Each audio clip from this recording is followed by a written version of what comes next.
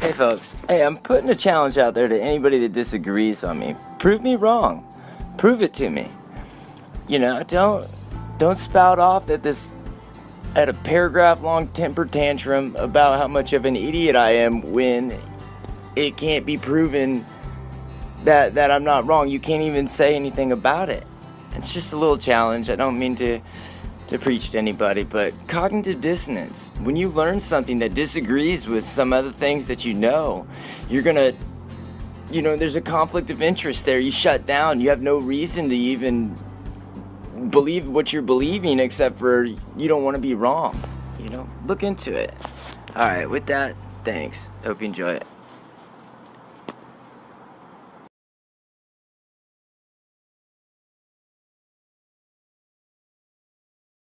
Now, most of us think that we know what this world is, think we really have a hold of things. And I'll be honest, I did too. But despite my flawless GPA in high school and in college, I realized a couple years ago that I didn't know nothing about the world. And everything that I thought I knew, well, it was wrong. It's hard. And there's those that know, and those that don't know. And those that don't know that they don't know. And what I'm saying is that this world is nothing what we think. Now, I'm not asking you to believe everything you hear, especially on the internet. What I want to encourage is to look at some of these facts, some of these things, and see what it really means when something like NASA is wrong. When not only did they make a mistake, but their entire focal point is bluffed or made up or fabricated. I mean, let's look at something real simple, something everybody can just think about, and it should make sense. The gravity on the sun is 238 meters per second squared. Well, we have perfect photographs of flares with flames coming out of the sun. Perfect. But how?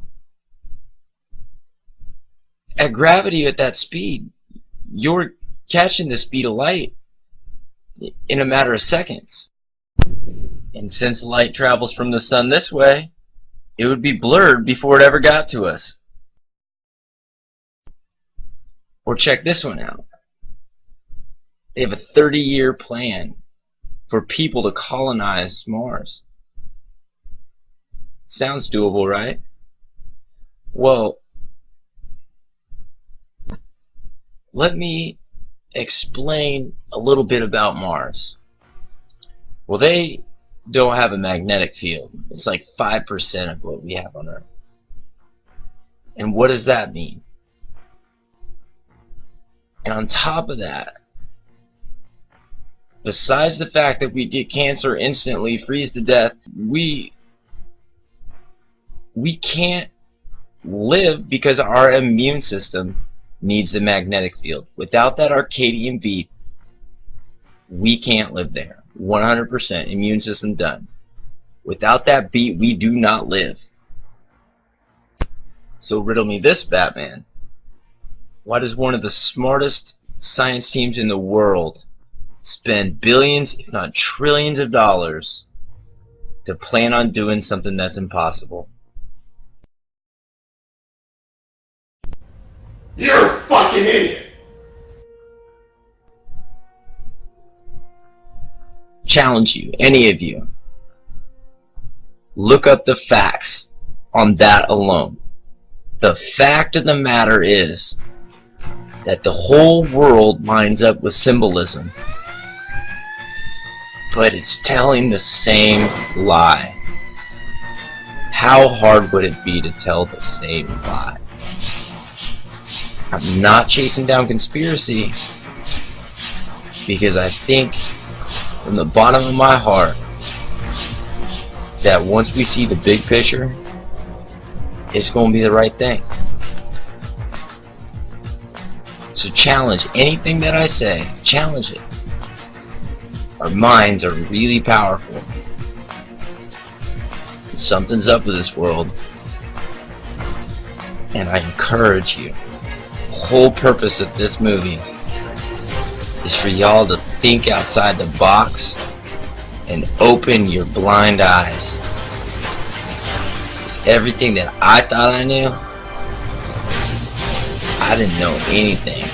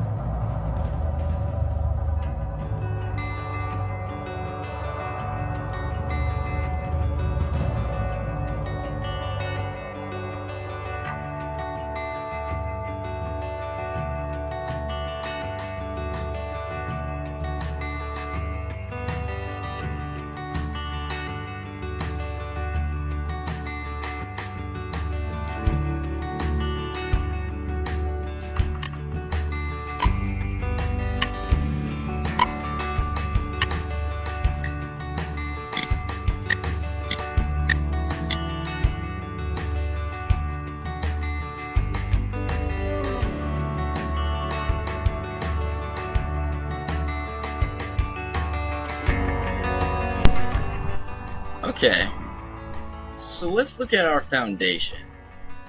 This is going to be the pillars of about everything I'm going to talk about. Everything is going to be based around this, and so I really want you to get a good grasp on it. Let's look at two words real quick and just go over the definition, from a scientific point of view. When we look at what a sin is, this goes back to early Greeks. The actual definition means to miss your mark. Did you know alarm, spelled L-O-M-B, just like it did originally in the Old Testament? It means a light spike. It's a light spike when a photon runs into something. When that kinetic energy gets transferred into something else, it has to go into heat or it has to go into light. It can't keep going because it ran into something. Something's in the way. Well, when it runs into something and it makes that light. Now, the ancient Greeks were known to be quite observant of the planets and the stars. They believed that the gods traveled the skies, and they went on these distinguished, fixed patterns, and that's what the definition of cosmos was to them. It means patterns. And now in Greek mythology, there's Helios, the sun god. Now Helios had a son named Phaeton. Now Phaeton means the source of light, and it actually shares the same source. It has the same root as the origin from photon. Now Phaeton was known as the brightest star in the night sky. And now that we're looking at mythology and it's pictated and broken down and shown as astronomy, it's Saturn, who's known as the devil, who is the magnetic one, who had a sister named Electron. And I know each of these cultures and our stories that we're getting are a little bit different, and I really believe that's because people, when they're interpreting it, they don't understand that it's the dominant energy is telling you whether the character is a male or female. It's whether it's coming or going, time goes forward and backwards.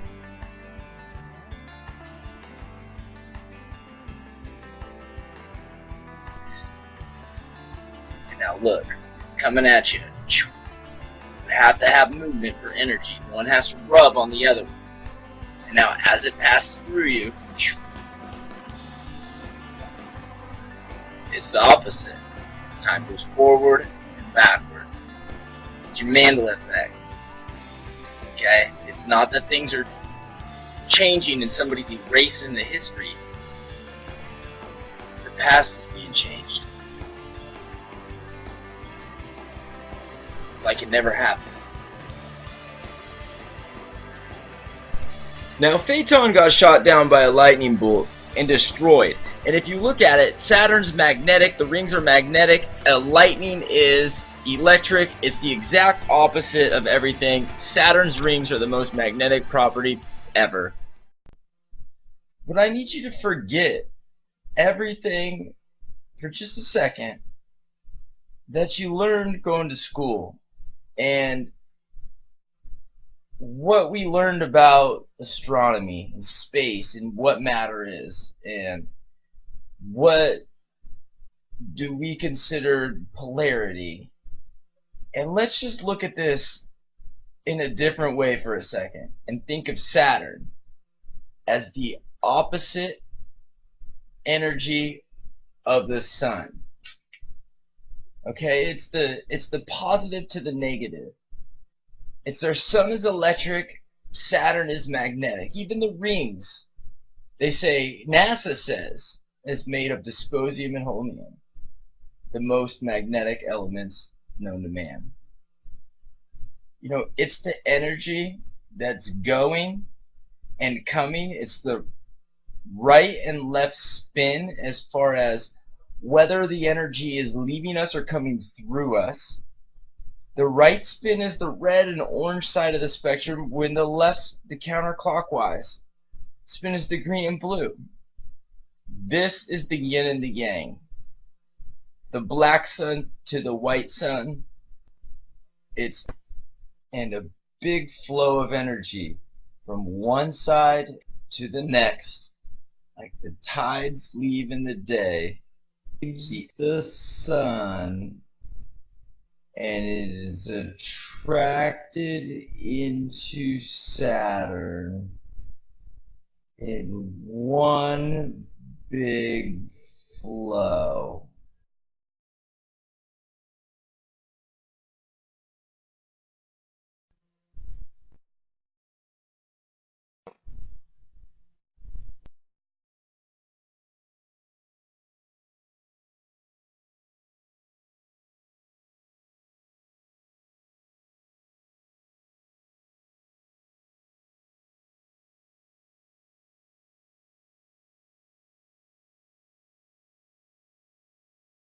People have built the most advanced building our planet has ever seen over 4,000 years ago.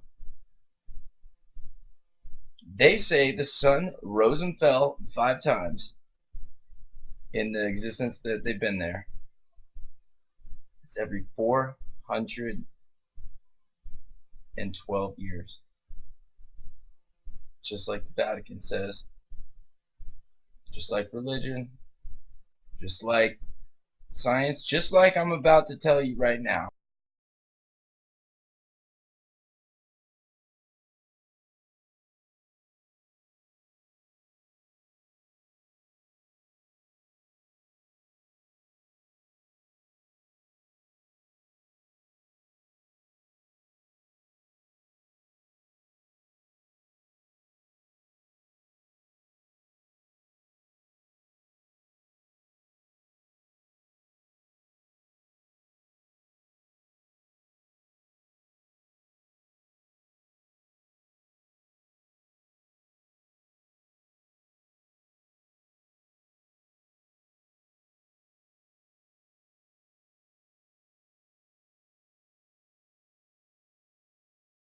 And they came unto Haran, and dwelt there. And the days of Terah were 205 years, and Terah died in Haran.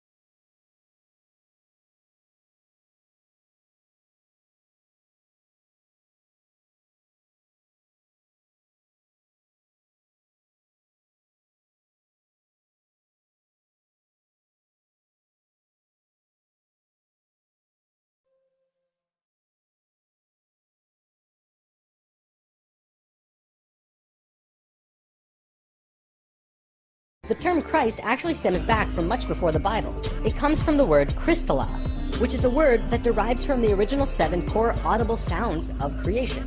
When the creation of the universe occurred, the original tones were ka, ra, ya, sa, ta, ha, la. Christla actually was broken down on earth into 2 words, Christ, which soon became Christ, and Hla, which became Allah.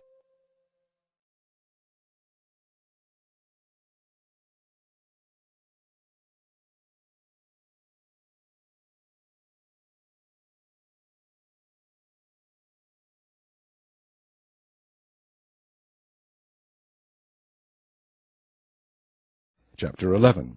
And the whole earth was of one language and of one speech. And it came to pass, as they journeyed from the east, that they found a plain in the land of Shinar, and they dwelt there. And they said one to another, Go to, let us make brick, and burn them thoroughly. And they had brick for stone, and slime had they for mortar. And they said, Go to, let us build us a city and a tower, whose top may reach unto heaven. And let us make us a name, lest we be scattered abroad upon the face of the whole earth. And the Lord came down to see the city and the tower which the children of men builded. And the Lord said, Behold, the people is one, and they have all one language, and this they begin to do. And now nothing will be restrained from them which they have imagined to do. Go to, let us go down, and there confound their language, that they may not understand one another's speech. So the Lord scattered them abroad from thence upon the face of all the earth, and they left off to build the city. Therefore is the name of it called Babel, because the Lord did there confound the language of all the earth, and from thence did the Lord scatter them abroad upon the face of all the earth. These are the generations of Shem. Shem was 100 years old, and begat Arphaxad 2 years after the flood. And Shem lived after he begat Arphaxad 500 years, and begat sons and daughters. And Arphaxad lived 530 years, and begat Salah. And Arphaxad lived after he begat Salah 403 years, and begat sons and daughters. And Salah lived 30 years, and begat Eber. And Salah lived after he begat Eber 403 years, and begat sons and daughters. And Eber lived 34 years, and begat Peleg. And Eber lived after he begat Peleg 430 years, and begat sons and daughters. And Peleg lived 30 years, and begat Reu. And Peleg lived after he begat Reu 209 years, and begat sons and daughters. And Reu lived 230 years, and begat Serug. And Reu lived after he begat Serug 207 years, and begat sons and daughters. And Serug lived 30 years, and begat Nahor. And Serug lived after he begat Nahor 200 years, and begat sons and daughters. And Nahor lived 29 years, and begat Terah. And Nahor lived after he begat Terah 119 years, and begat sons and daughters. And Terah lived 70 years, and begat Abram, Nahor, and Haran. Now these are the generations of Terah. Terah begat Abram, Nahor, and Haran begat Lot.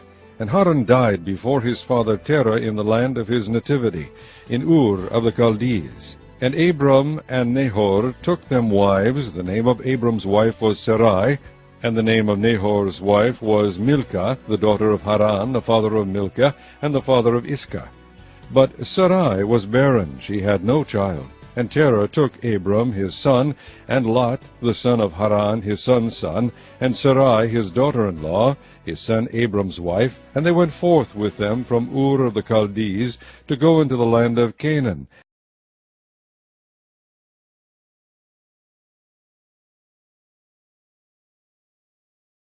Chapter 12.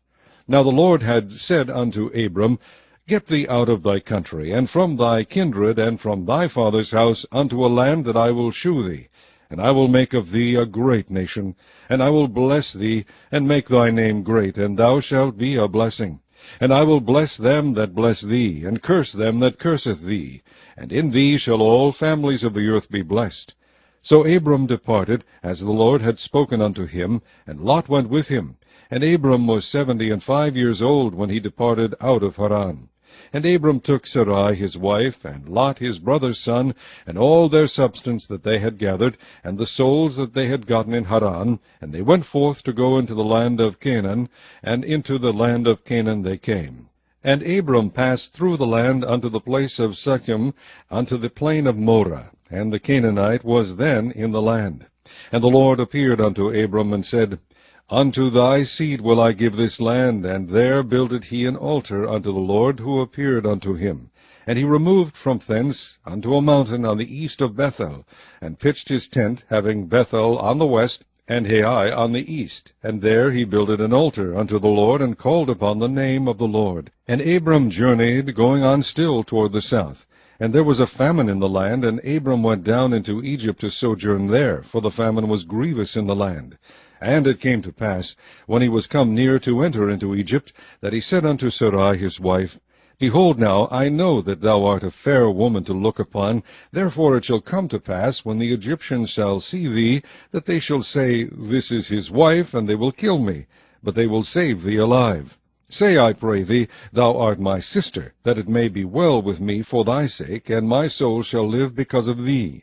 And it came to pass that, when Abram was come into Egypt, the Egyptians beheld the woman, that she was very fair.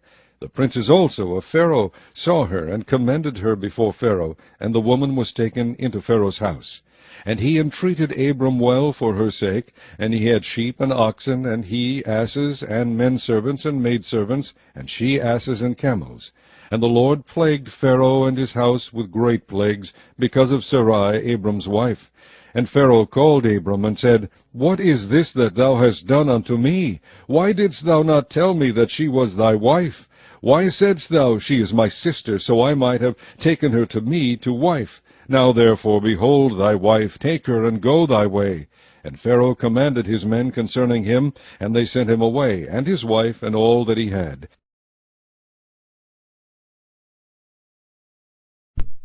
Okay, want to take a quick look at these stages here.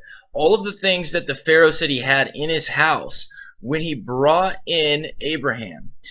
He had, the he asses and she asses and all this stuff, but if you listen to it and look at it, and look at that list that just flashed by the screen, I color-coded it. It goes from the most male dominant to the most female dominant, and then it changes its polarity. So, when we look back at our history, as far as we can go and be sure about it, there's these cycles. There's these cycles where we have dominance and we have female-led times, like the Queen of England, Queen Elizabeth. They're always going these octaves. There's 8 of them. Henry. There's 8 of them. They fall through on the last one.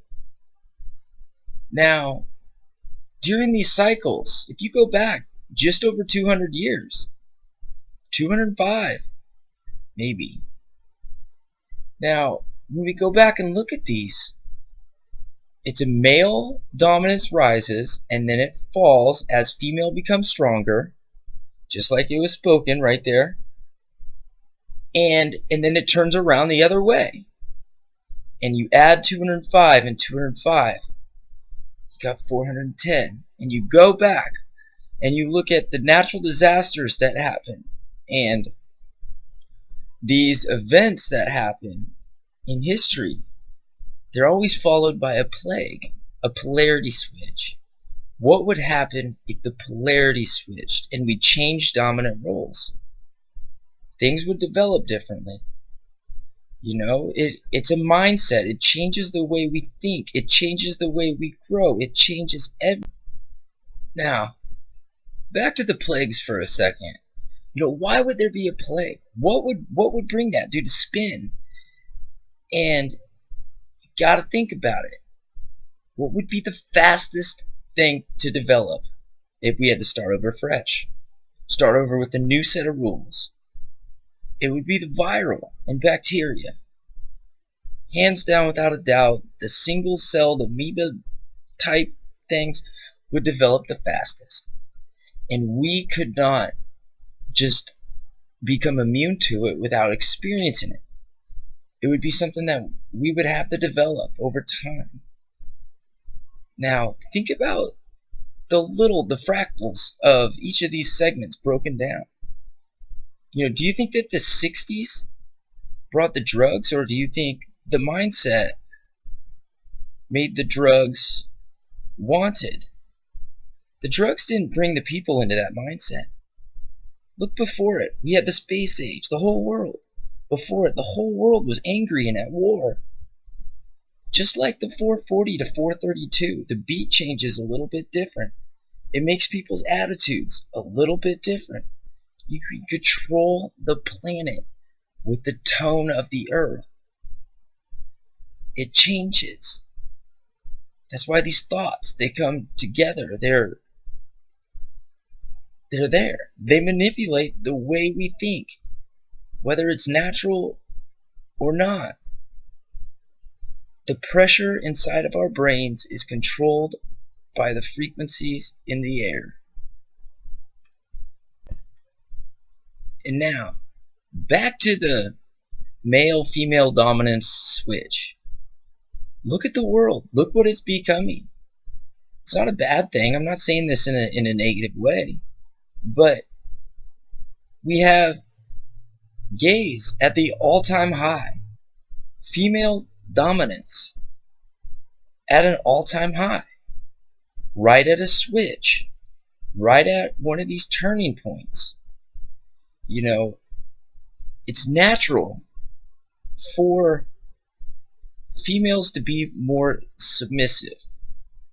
And I'm not saying that in a bad way. It's I'll explain that in a minute. But for the time being, you know, they're taking this dominant role. Yeah, yes, their rights are changing and this and that, but those rights wouldn't be changed if people's thoughts didn't accept the changes that happen. There's some people that are stuck in their old ways, sure. They're more dominantly set, more primal. Think about it. I'll explain the rest in 1 second. So NASA's a little bit full of it. The sun's not a ball burning gas, been burning for billions of years. Okay, we know that. Now, Egypt said that the sun fell and rose 5 times from the same side since they've been there, a little over 2,000 years at the time. That leaves about one of 2 or 3 options. Now, one, there's a different type of energy, a different dimensional energy, an anti-energy. You can't dig a hole without a pile of dirt. Okay? That's option 1. Another one is the energy turns around and blasts us from the other side, thus having another sun. Both great options. Both show our science wrong. It's also a metaphysical side.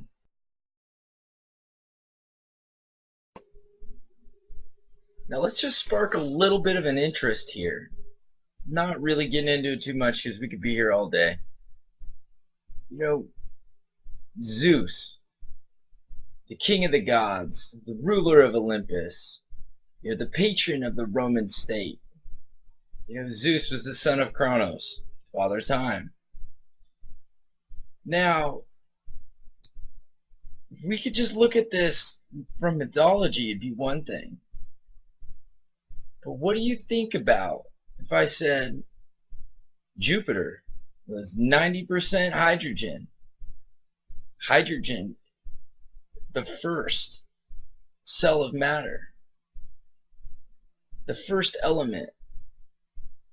And when we look at that, it doesn't really mean a lot. It could be a lot of things. But let's look at what Zeus became in mythology.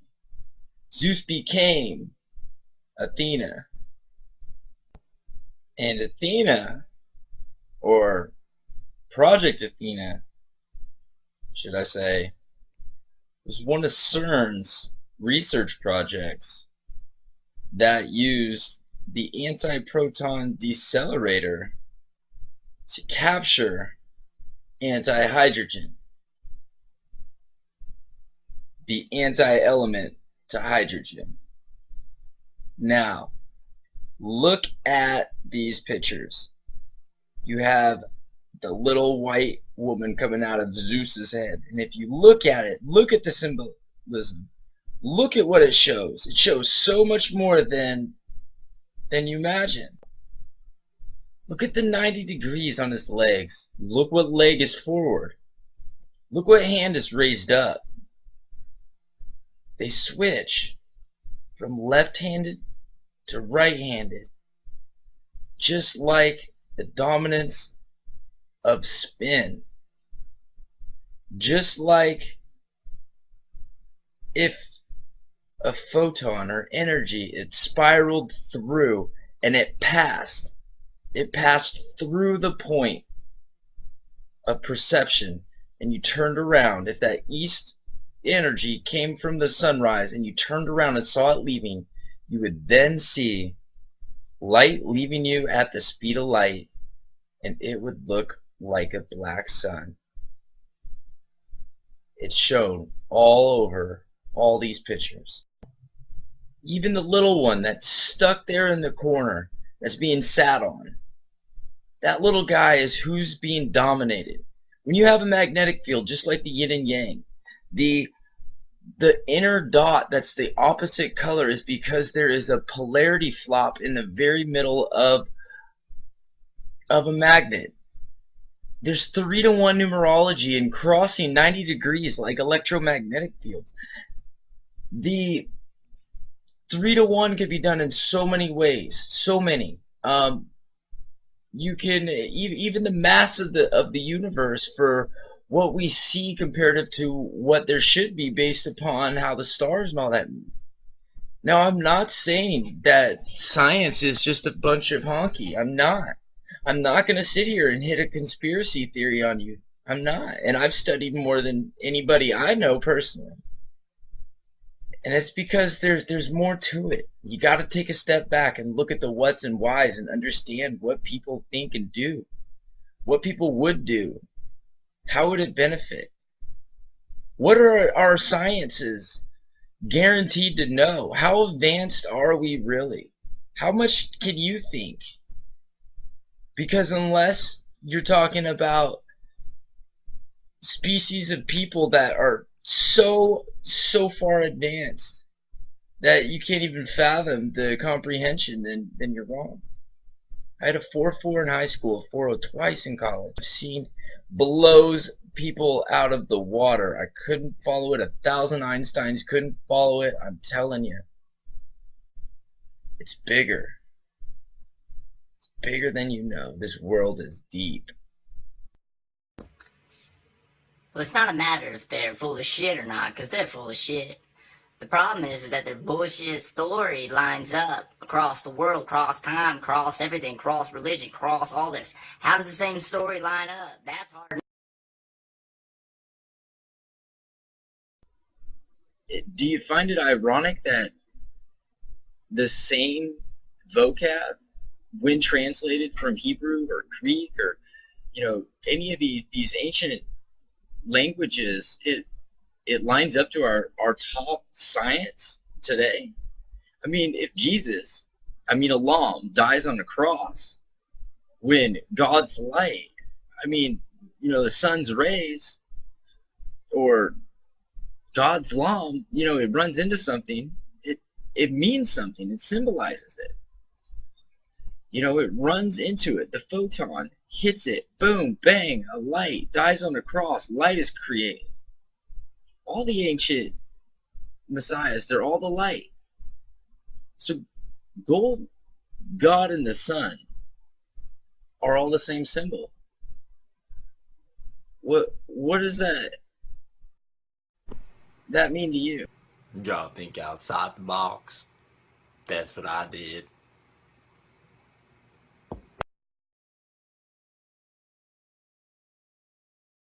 Because to me, I get it. God the sun. That's from mythology. We got the light. We got, the photons. We have a little bit of everything, and it's all across the world, all across time. Same story. But gold, that's in like every civilization, every history, every culture, every continent on the planet. They have this same symbol.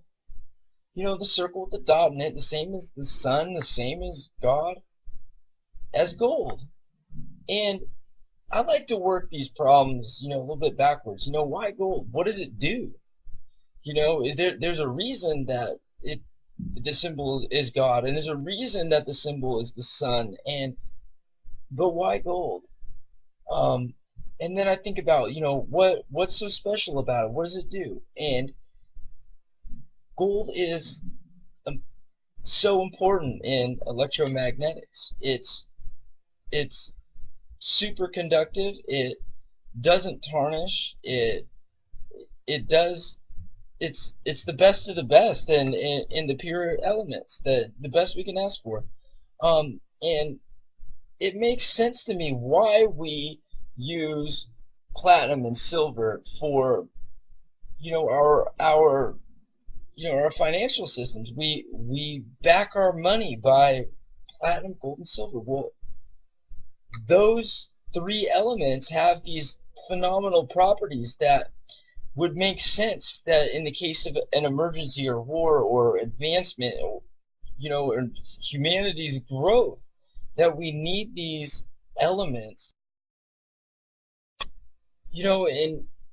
in order just to take that next step. And so when you look at the conductive properties that gold is good for, it's best at, metals is better than the gas and the liquid, because there's not a direction, there's a space, that the atoms are too far apart, they can't move the energy as fluently as a metal can. Now, thinking that and keeping that in the back of my mind, I took all the metals and you line them up in order just to take that next step. And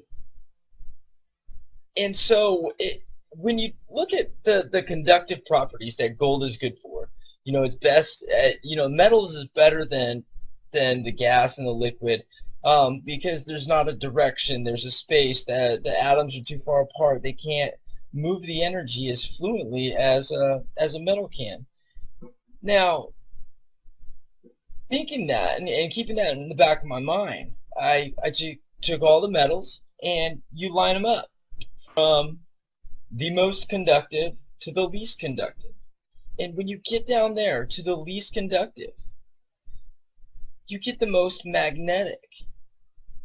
And not only do you get the most magnetic, you get element number 66 and another element that originally was element 66.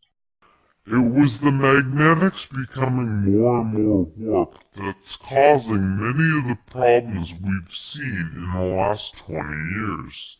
Birds follow the magnetics of the planet to migrate, and they'd be ending up in places they shouldn't be. Whales were continually beaching themselves in the 90s because they followed these magnetics, which led them to land where there should have been water. As for humans, you know how on the night of the full moon there are more rapes, murders, and violent crimes than any other night of the lunar cycle? Well, the moon affects the magnetics of the Earth, slightly. But the magnetics are so warped right now, it's affecting how we think and act as a planet. Our collapse of social structure is related to the geomagnetics of the Earth. Or perhaps it's the other way around. There's one other thing that we need to discuss about polar shifts.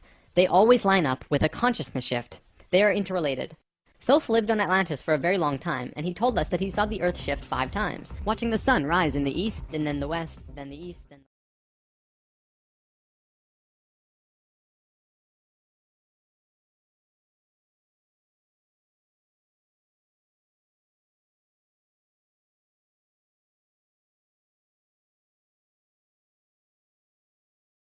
Magnets and the devil. Like, the entire electromagnetic spectrum is written all throughout the Bible. We're going to talk about elements number 66 and 67, dysprosium and holmium. Where did I get this? Gold, God, and the sun are the same symbol. And gold is the most conductive metal that we know. And if you take our periodic table and take the metals and you put them in a big line from most conductive to most magnetic, they all line up. You'll never have a magnetic conductor or a conductive magnet. And look at them. Period 6, group F, 6th letter. 2 we're talking about are 6-sided crystals. They're hexagonal. The founding scientists of all of this group, their lives were born, they died. There's something around Stockholm, the same city where the Book of the Devil's from, the Codex Gigas. And now holmium, originally named element X, renamed later to holmium, which means Stockholm in Greek.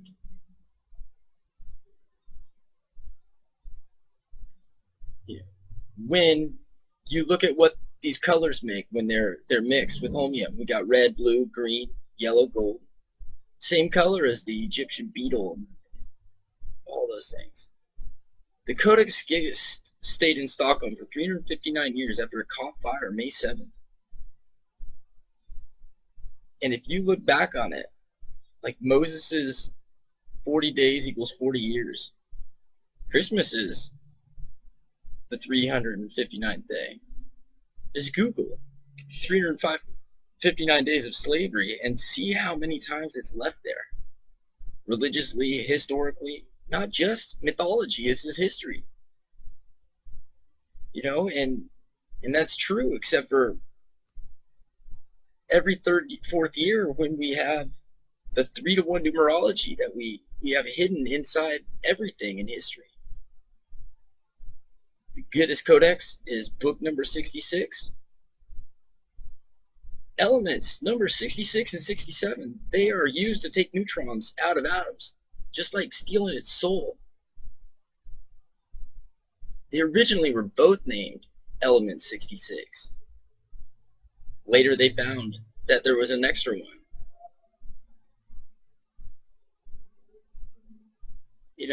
Just look at the founding scientists. They're all named after the apostles. You have Paul, Emily. It screams 2 names.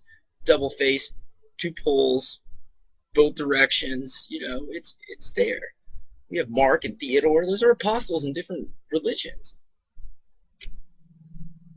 They're all there named after the apostles. But check this out. When Paul Emily died and his obituary was wrote,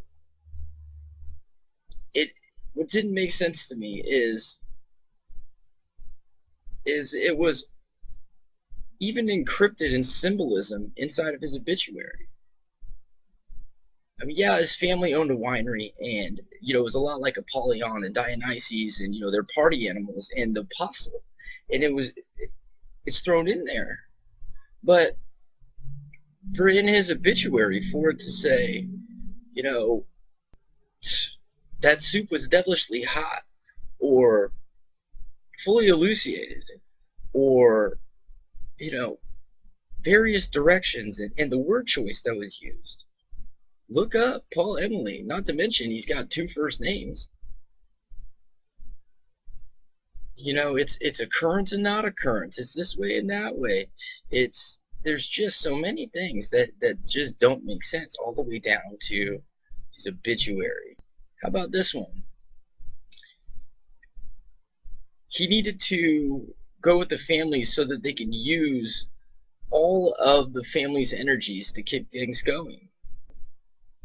This isn't just some random guy that they were trying to stretch to find something to write about in his obituary. This is one of the most influential scientists in the last 200 years. This guy founded so many, elements in our periodic table. He discovered so much for electromagnetism. It's crazy. But they're seeking for these things just to fill his obituary? I don't think so. It doesn't make sense. Their wavelengths line up. They're both lettered Z. and have an XE configuration. This is it's the end. It's, you know, there's the alpha and the omega, then there's the Z. It's the very end. I mean, the melting point even lines up with years that you could do research. It's ridiculous. You know, the density of holmium equals 8.79 grams per cubic centimeter. That lines up exactly how thick the Giddus Codex is in inches.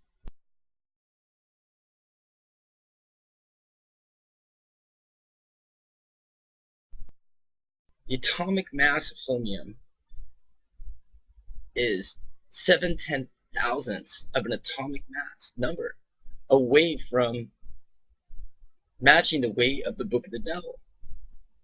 How? How do they have these things? It wasn't discovered for 800 years before this was written. Look at the story. Saturn's considered Satan. The rings on Saturn are dysprosium and holmium. The moon, they make H3. I got something to show you here shortly about Pita and the ion and muon. And I mean, this is science. This is our scientific data that's lining up with something before it was discovered. How does that happen?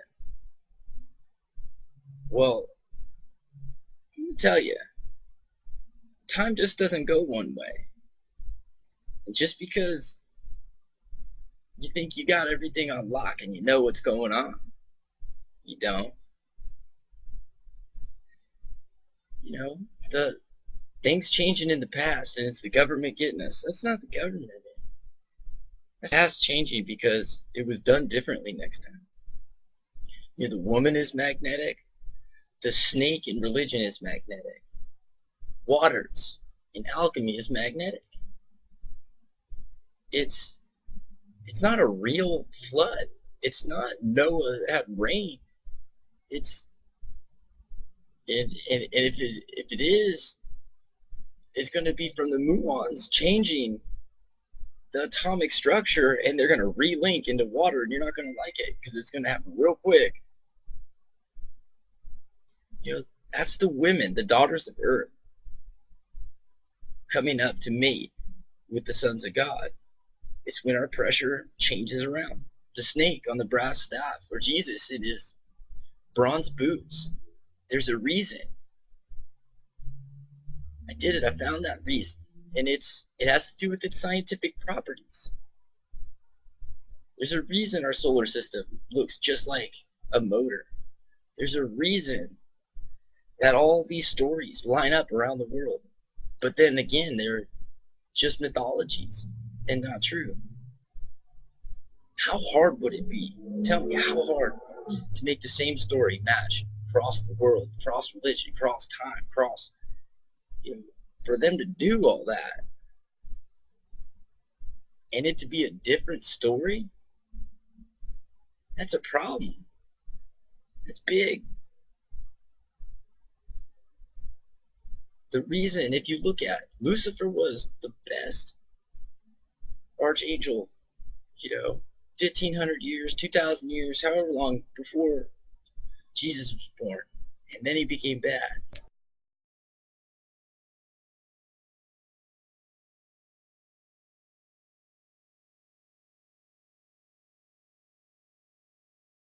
And let me tell you why the magnetic guys is considered the bad one. Why he's immoral. Why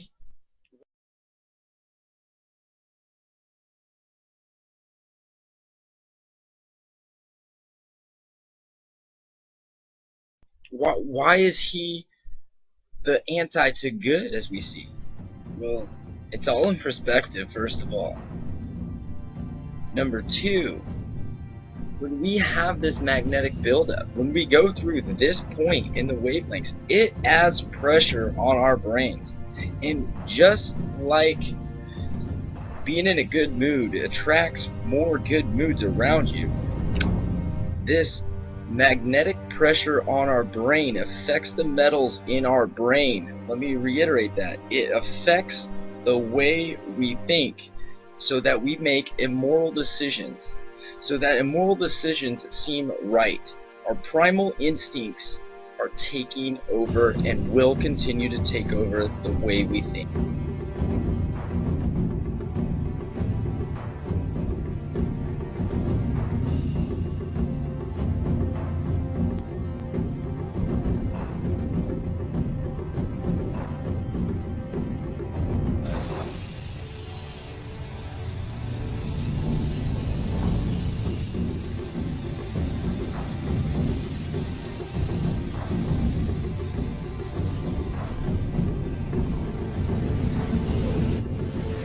This right here, we have the green, the blue, and the red, and those are from 3 different constellations right there, and we're right here.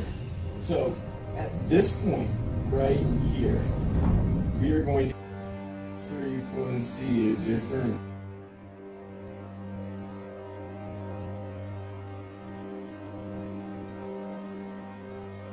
Something with magnetic fields right there.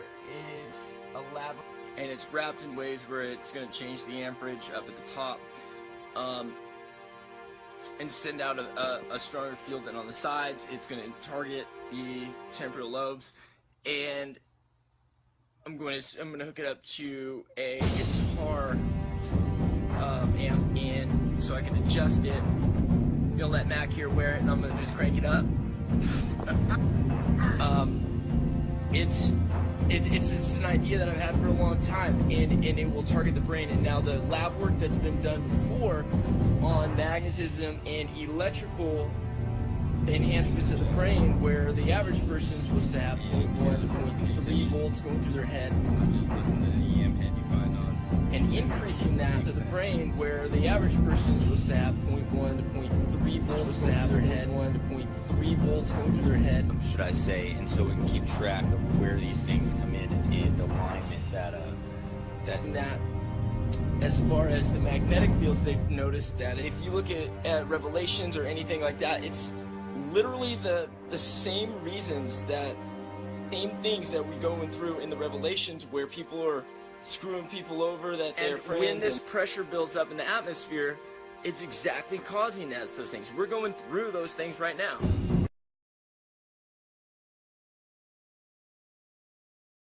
Everybody's all chaotic and going through stuff, and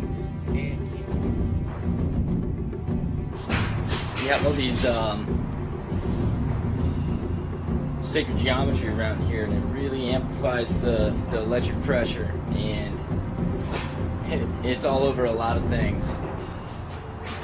So, changes the way you think. Imagine this.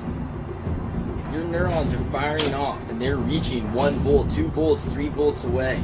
I mean, that's exceptionally high under normal circumstances. The average person is 0.1 to 0.3 volts. I mean, yeah, you can get some charges that are a little bit more, but when you're no longer reaching for 1 volt, you're going to 15, 20, 30. Changes the way you think. It lets you connect things that you couldn't connect before. It's all sacred geometry. It was in the ancients. They had it all.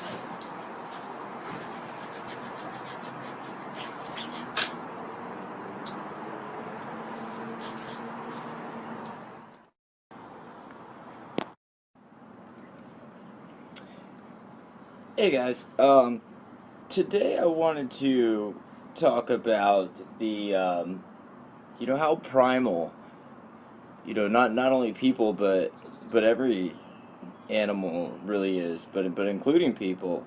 We like to think that we're super special, and I'm not saying that we're not. We obviously came out with thumbs and could stand up and use a computer, and that's a bonus to me.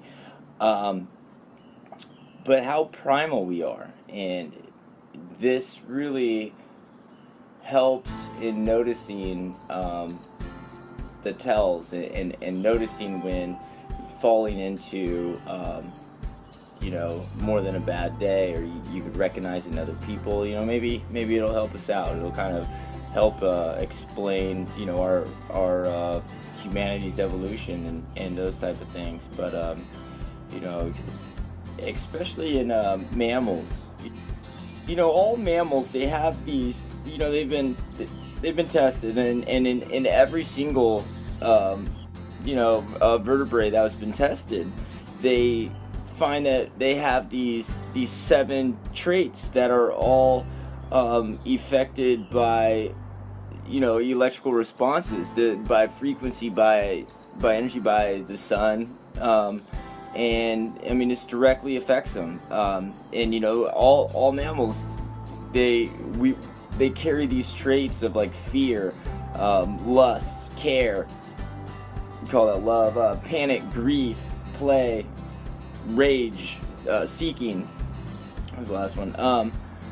And those are those are primal number one, rewards and punishes. I mean, this is before the emotional memory and learning. We've all seen somebody get the crazy eyes, and it's just everything gets tunnel visioned, and you might not even remember what he or she did, and or not even know really what happened. But when you snap into that, you're going into this primal state where your body is taking over, and it's all on responses. You're not in control anymore for the safety of your being.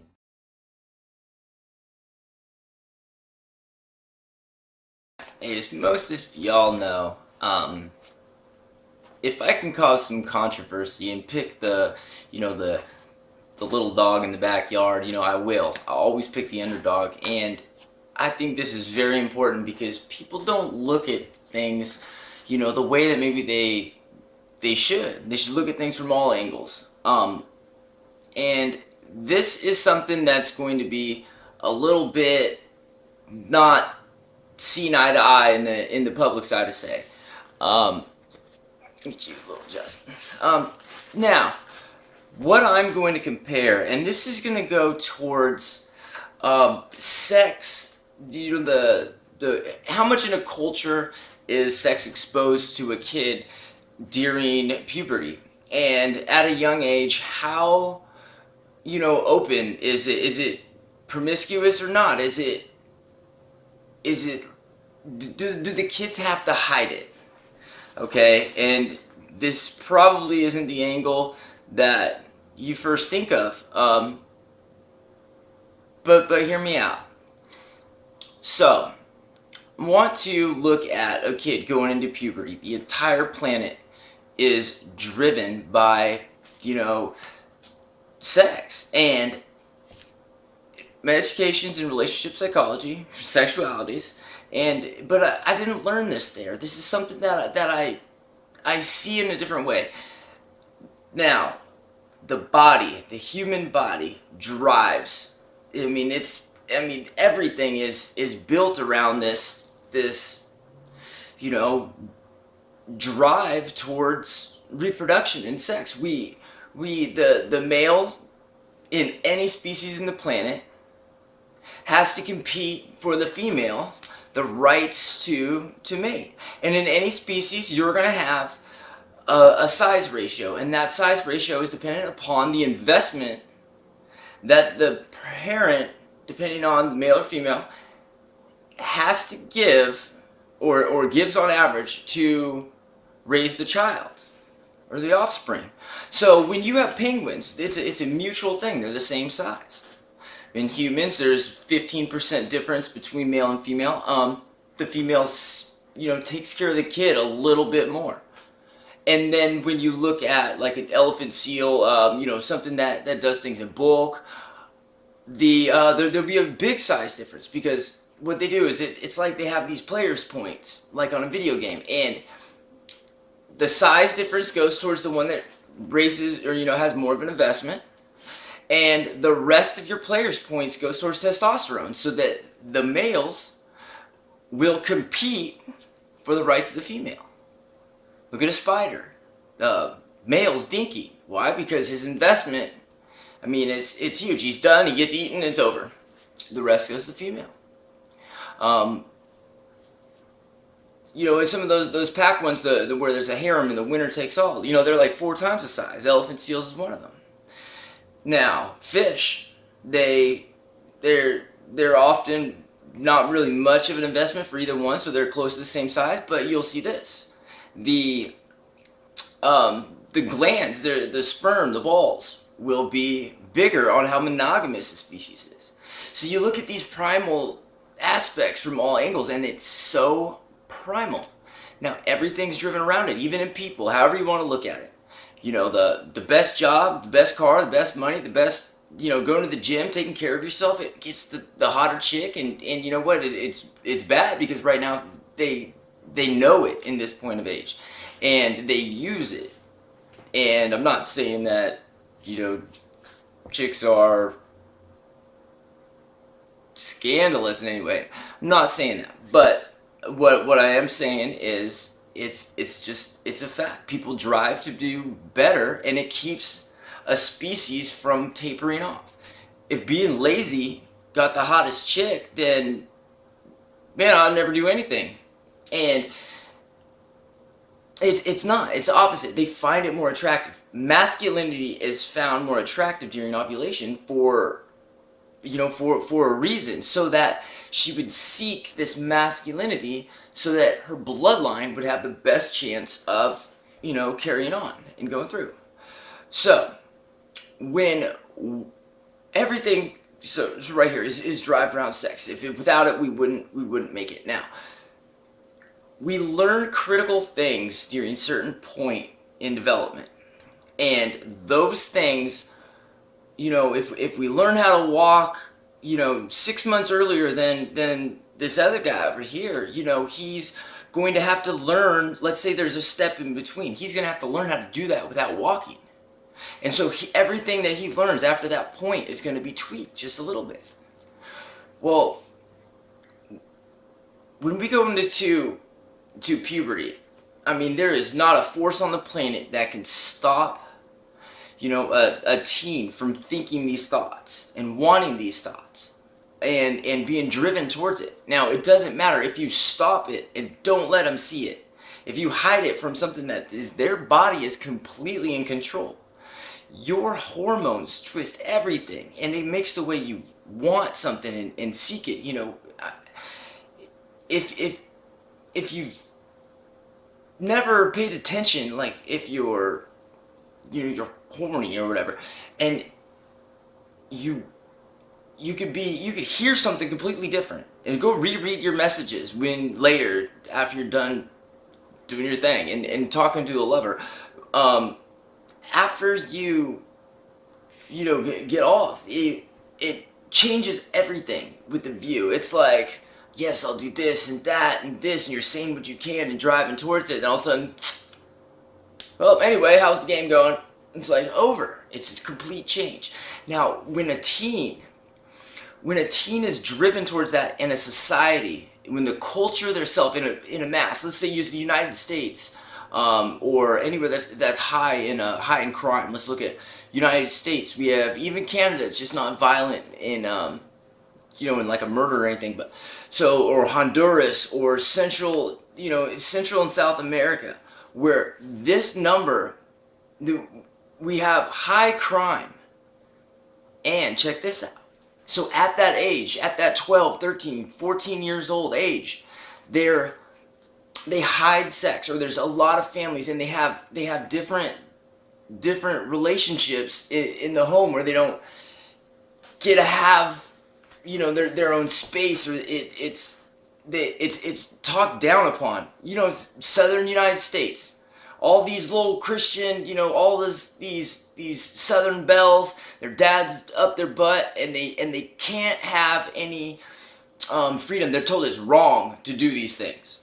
Well, we're teaching them at 12 years old how to sneak away from something and do something wrong, because they think it's wrong, and they have to hide it, because you're not going to stop. You're not going to stop a hormone from clicking off. Now they're sneaky. Now they're learning these things in a negative way. And so the next time they go to do something wrong, whether it's not look at a porno or it's not feel away. You can't stop testosterone from taking a boy's head. You can't. So now, at 14, they're going to want to do something else wrong. And instead of it feeling wrong, it's not as wrong because they do wrong all the time when they think about these things because it's not talked about. Look at this. We have Singapore, Iceland, number 1 and 2 lowest crime rates in the world. You know, by 2 years under the global average, Iceland has the youngest, by far, the youngest average age of having sex. It's open to talk about. It's not considered wrong. It's not hidden. They have multiple partners in their lifetime. And why? Why do they have the lowest crime on the planet? Because they don't believe that they're doing things wrong. They're not training their kids to do things that are wrong from their age. Now, if you did something and you do it once, twice, 3 times, it could be happy, it could be whatever. The more times you do it, the more complacent you are at doing it. If you want to be best on the baseball field, if you want to do your job not until you get it right, but until you don't get it wrong, you do it and you practice and you go over and over and over. And then it becomes second nature. Well, if we're teaching people to do things wrong on second nature, what do you think that's doing to the society? What do you think it is when you tell somebody that's got a couple extra pounds or is white that they need to be super hot and they need to cover up and they need to do these, they need to be comfortable in their skin and they need to, not feel like every time they do something, they're doing it wrong. If they're going to go out with their girlfriends and they feel like,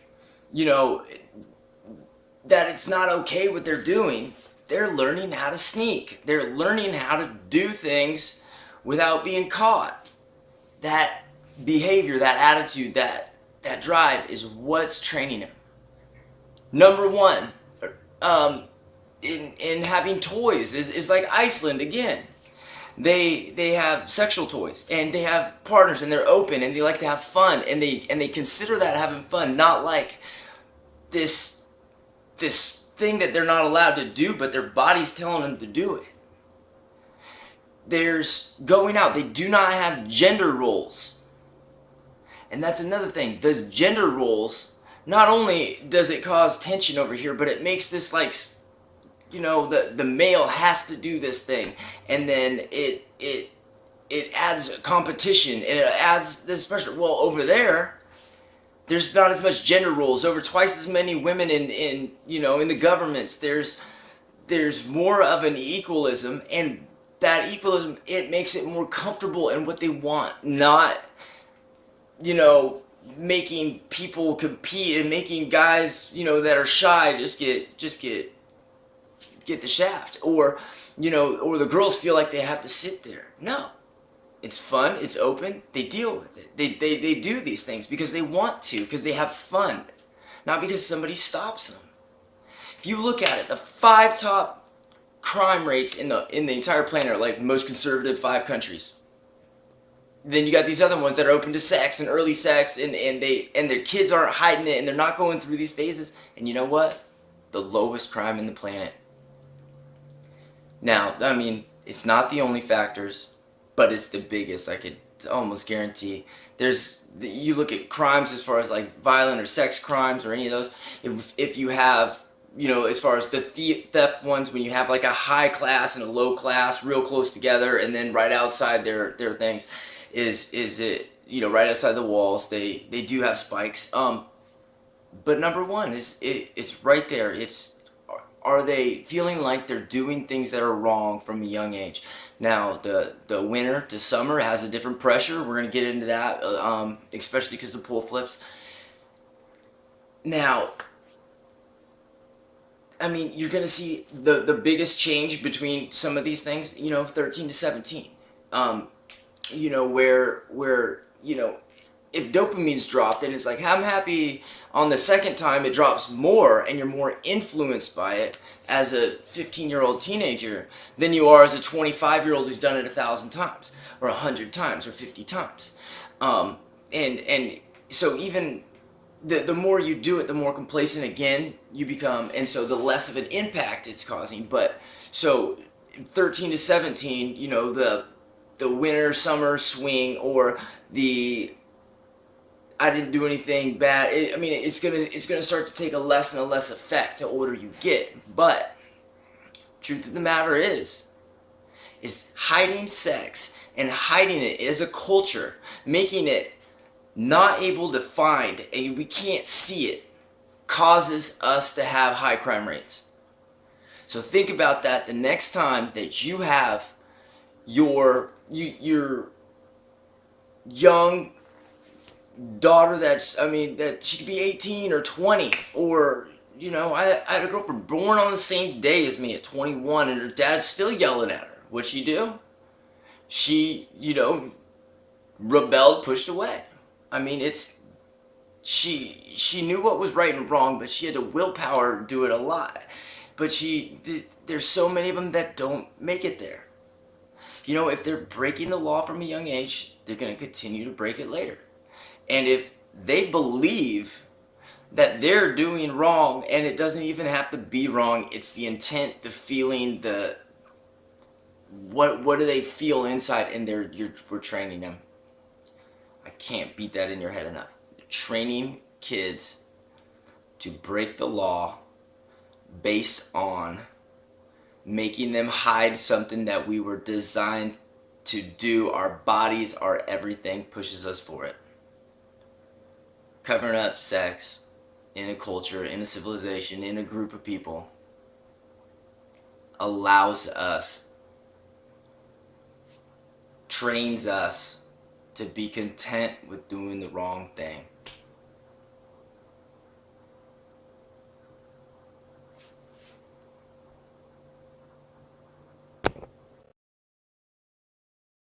Now it's obvious that the solar and lunar cycles of the world really affect the menstrual cycle and the anger and, you know, like the ego of the entire planet. But did you know that the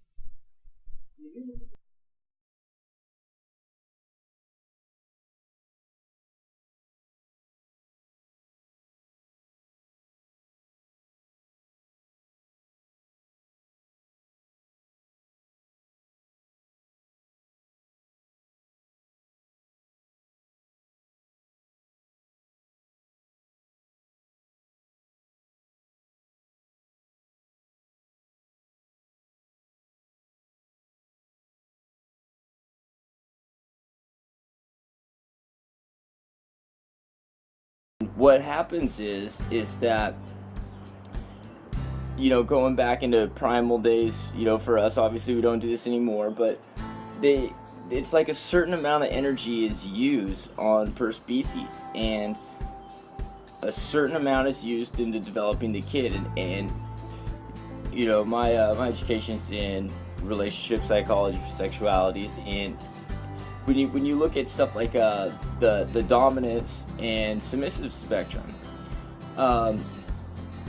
women will actually find a dominant male more attractive during ovulation, and this ties right back in here, where we went back to fighting and all this, and the woman finds that more attractive during ovulation, because the chance of, you know, growing or her bloodline passing on is greater. You know, if we didn't have these desires and we didn't have these things, you know, in all animals, if they didn't go through this mating process, we would actually just become extinct, because we wouldn't seek for better things, we wouldn't strive to do better, so we would settle for less, and settling for less would, you know, ultimately just piddle us off. You know, the way that all this extra testosterone and these mating rituals where the weak ones do not get the mate is what makes a strong breed or a species. If you look at the testosterone or the ball size, of the male, you can find out how monogamous that species is. And this goes again across all species. You look at chimps. They have 4 times bigger balls than a human, and it's because they're little hoe balls, and they're going around and they're trying to out squirt the person next to them, and so there's competition, and they're trying to quantity over quality there, where humans have a 4th the size.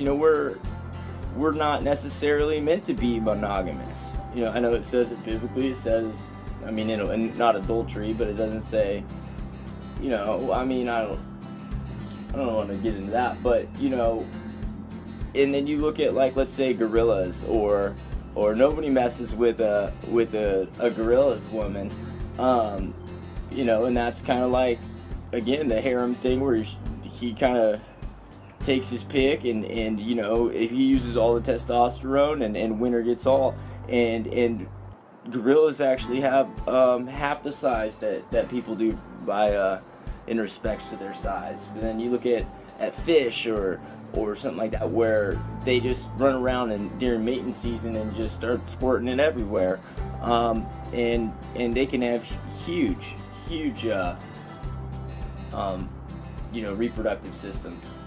Now, going back to the desires of the dominance and the submissive kind of spectrum, this is going to tie into a lot, and this was actually the reason I chose this career path when I went to school. Is there's so many people that are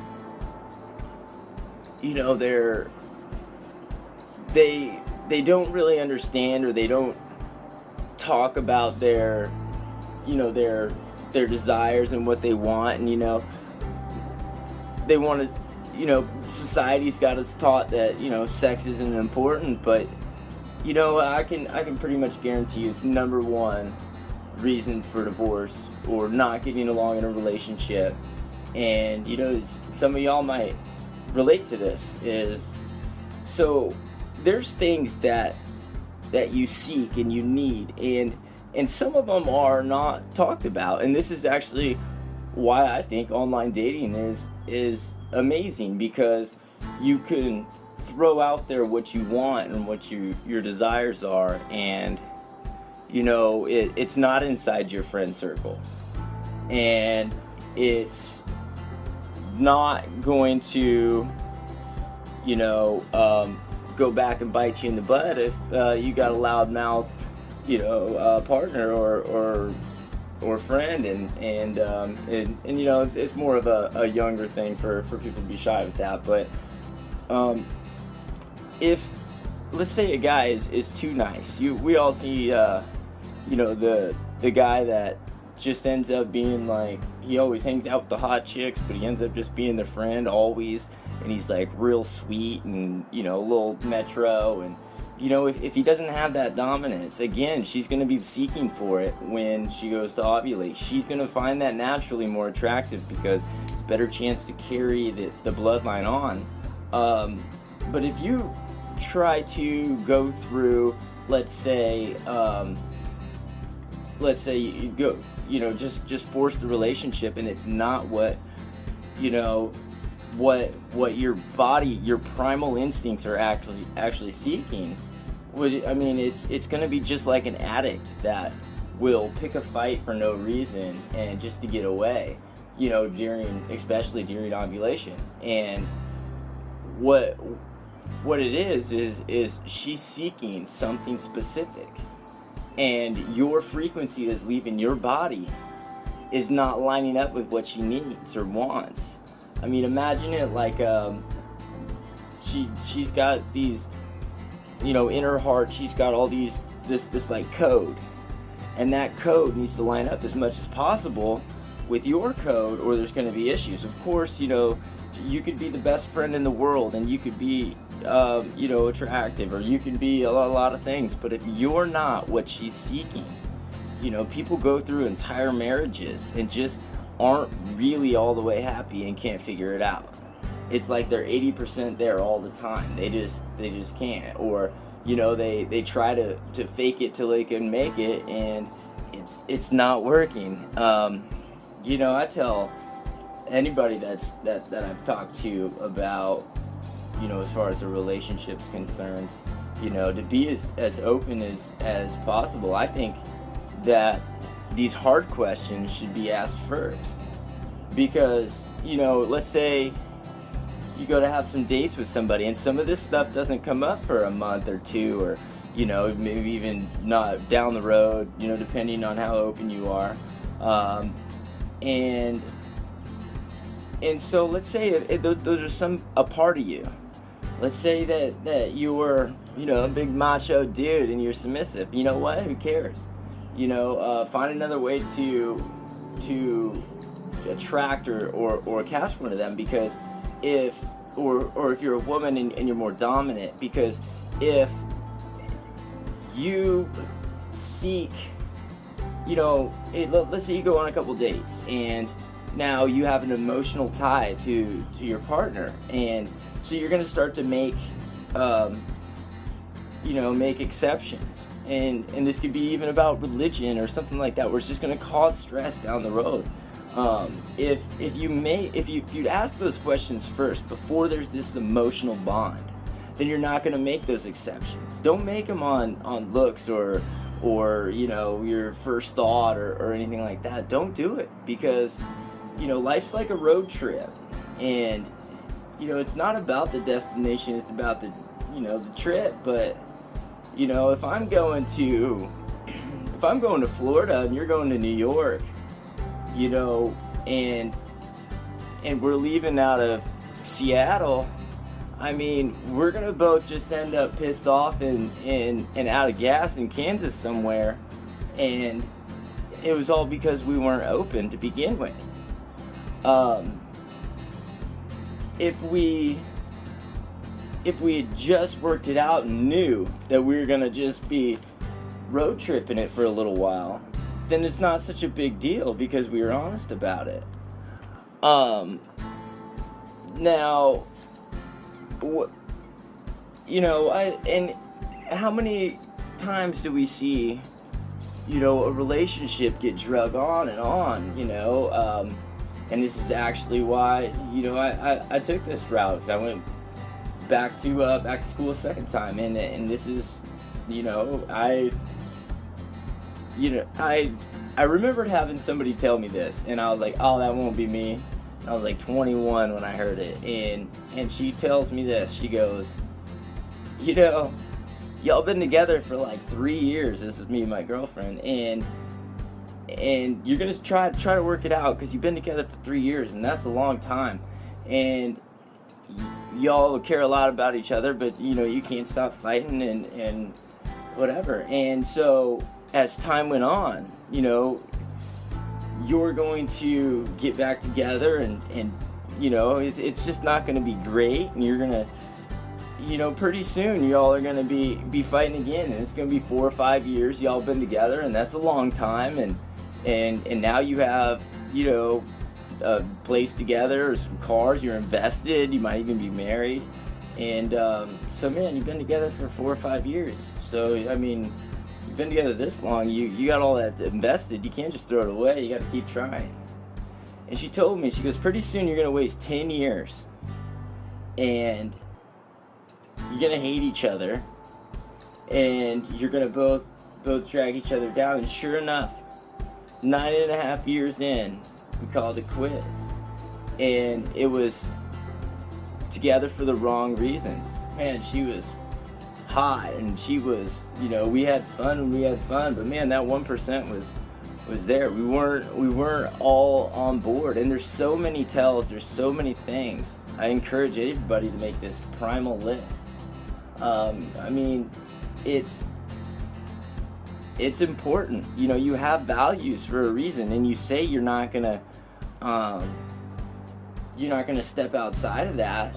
You know, and then we all do, and then we all live content, or you know, not that happy. We're, you know, dating is, who cares if it's online if you haven't done it already, or if it's, you know, what it is it's a big filter market that you can throw out there what's important to you real quick, and you can filter through and find people that are seeking the same thing that you are, because although we're all the same and primal and humans, and there's things, there's, just like you walk in a room and you either like somebody or don't, or you know, or there's two reasons that happens. You know, either one, you walk in and your subconscious profiles them, everything from the way they walk, talk, dress, act, you know, everything. Every single person you've ever met in your life, it's cross-referencing them. You know, if they're shady, if they're something. I mean, how were these people in the past that you are comparing them to treated you or acted? And then your other one is that emotional frequency. You know, our hearts send off this frequency. Our hearts tell our brain what emotion we're in, what mood, and our brain reacts mechanically to it. And you know, here's the thing. So it's just gonna go off, you know, one of these 7 primal, you know, emotions, and you know, we have, there's subcategories, and you can break it down a whole lot further than that. I think China had, you know, a ton of them, and you know, mostly for most people, we probably can name about 25 emotions, 30 emotions, and everything else will just kind of fit in one of those categories. You have like a little kid, and he'll say, you know, I'm happy, and he might be excited, or he might be, you know, nervous, or, you know, who knows, and he might tie nervous into scared, but you know, he just doesn't fit them all together. But it doesn't mean that you can't be 20% happy, you know, 10% nervous, you know, you could be a lot of things, and so it gets complex real quick. But as far as, you know, knowing what you want, and this mindset that you're going to be in it, and it's electrically and magnetically influenced completely.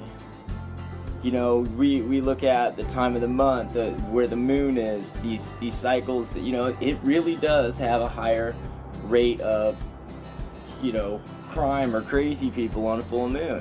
It really does. When we go through these astronomical alignments, it really has an effect on people. The zodiac really are true, because during these prenatal and these certain times that are very important in the development of children, there is an effect that's going to influence directly the rest of their development. You know, if you are growing up shy, you know, how many chances are you missing because you didn't stick your hand up and get on out there? And then, so how many times did you mess up to learn to do better later on? Or, you know, I mean, there's so many variables. And being aware of them, and understanding that there's some things that just can't be fixed. You know, there's just, you know, I have a ton of friends now that I figured this all out. I have a ton of friends that I've kept because I didn't try to force a relationship with somebody and end up hating each other in 6 months. You know, I don't even think this is the best way in the world, but I would try to piss somebody off in the first 30 minutes, because if it made them too upset, they're going to get mad at me anyway in the first 3 weeks. And it saves us both 6 months, even, you know, because it just wasn't going to work. And, you know, typically going back into time, because of the you know, the male fighting for the rights and that thing, you know, they have been more dominant. And I'm going to throw a guess out there. and the way society is with and it's going to be frequency and those things. We're becoming more moon dominant. You know, we've got the bird talk going out. Our poles kind of change. You know, a lot of this is polarity. And in the way that the mindset can be controlled by astronomy and going to these events. If you look back in history, we're on these crazy cycles and we just don't understand them. You know, we hear this talk about, just real quick and I'll jump back in this, we hear this talk about the 2012 and you know, I'm doing some research right now on the qubit and wavelengths and those things, but 2012 is how our calendar lined up time. Well, the ancients, they went off the solar cycles, and you know, I don't know if all of y'all know, but you know, the red light and yellow, it spins one way. The blue-green side of the spectrum on the other side of white will spin the other way. And that's going to be your gods in the religions. You're going to go from Ra or Horus or to Isis and Set. And it's not that they're negative and just green goblins. You know, they're just it's the reverse spin. It's the unwinding. It does different things to our brains, and so we go through these cycles. Those are actual, you know, dualities in the sky. It's not going to be a giant apocalypse. It's going to wipe us out. It's going to be time. It's dragging our time. Your time, as you're standing here in your body, is influenced by the world, yes, but you also have your own magnetic field. And the spin change as we go through these events is going to change the atomic structure of the atoms around you. It's going to drag either quickly past you if you shine a red light on you or a yellow light. The red light would be further away from what we would perceive as white light, so it would drag it more towards that you know, that forward breaking radiation, you know, that it would be more destructive, where the yellow would be closer to white and it would slow our time perceivably. Well, that's how time goes too. If you look, we're off every year on time. We just use a clock. Time's not something that's flat. It's not smooth. It's not. Get a telescope and look in the sky and you'll go, wow, yeah, what's going on? It's kind of jittery up there. Yeah, because time isn't, it comes in bursts, and it comes, I mean, we just use the second because it's smoothed out, and we can all be on the same time that way, or else, you know, it'd be way worse than time zones. We would be all on our own minutes and all sorts of things all over the place. But so time is going to go forward and backwards, basically. And I'm not so sure that you're going to see people back, you know, walking in reverse or anything like that, but the atomic clocks on the elements around us are going to be either pushed faster or slowed down. The universe is not accelerating and speeding like a faster miles per hour by itself. It's what's happening is, as these frequencies on the planet, more cell phone towers and, you know, more chaotic things, and we got more people and all this stuff is happening, what's happening is it's cluttering our planet's frequency so that it's becoming more chaotic and more chaotic. If you look at the kids and the people and you know, our grandfathers, you know, I've said this before, you know, they have they took pride in their work, and they had this craftsmanship that we don't have, and we went faster and faster and faster, and now the kids are so chaotic with this instant gratification that, you know, they can tell you 9,000 things, but they can't do any of them. They can't focus. They're getting drugged through time, and it's not the same. You know, the frequencies, they affect you greatly. I mean, the 60s, it didn't just have a bunch of people that wanted to party just for the hell of it. The frequency changed and brought the drugs. You know, war in the you know, from the teens to all the way to, you know, 45, 46. You know, those wars were a mentality. You know, that was 33 years. and then you look for the next 30 years or whatever, and we go into a space age, and we accelerated real quick. And then we went to a computer age, the dot-coms and all that, and now we're in a robotics age. And we need to slow down and re-smell those roses and realize what's happening, because we are primal, and history does repeat itself down to the day. On these cycles, there's smaller cycles, there's bigger cycles, there's extremely long cycles, and it affects the way we think, which drives the world. The Bible, yeah, it's pretty easy to name some events. If they can't name an exact time, nobody could, because our time is irrelevant to us and irrelevant to what we cause.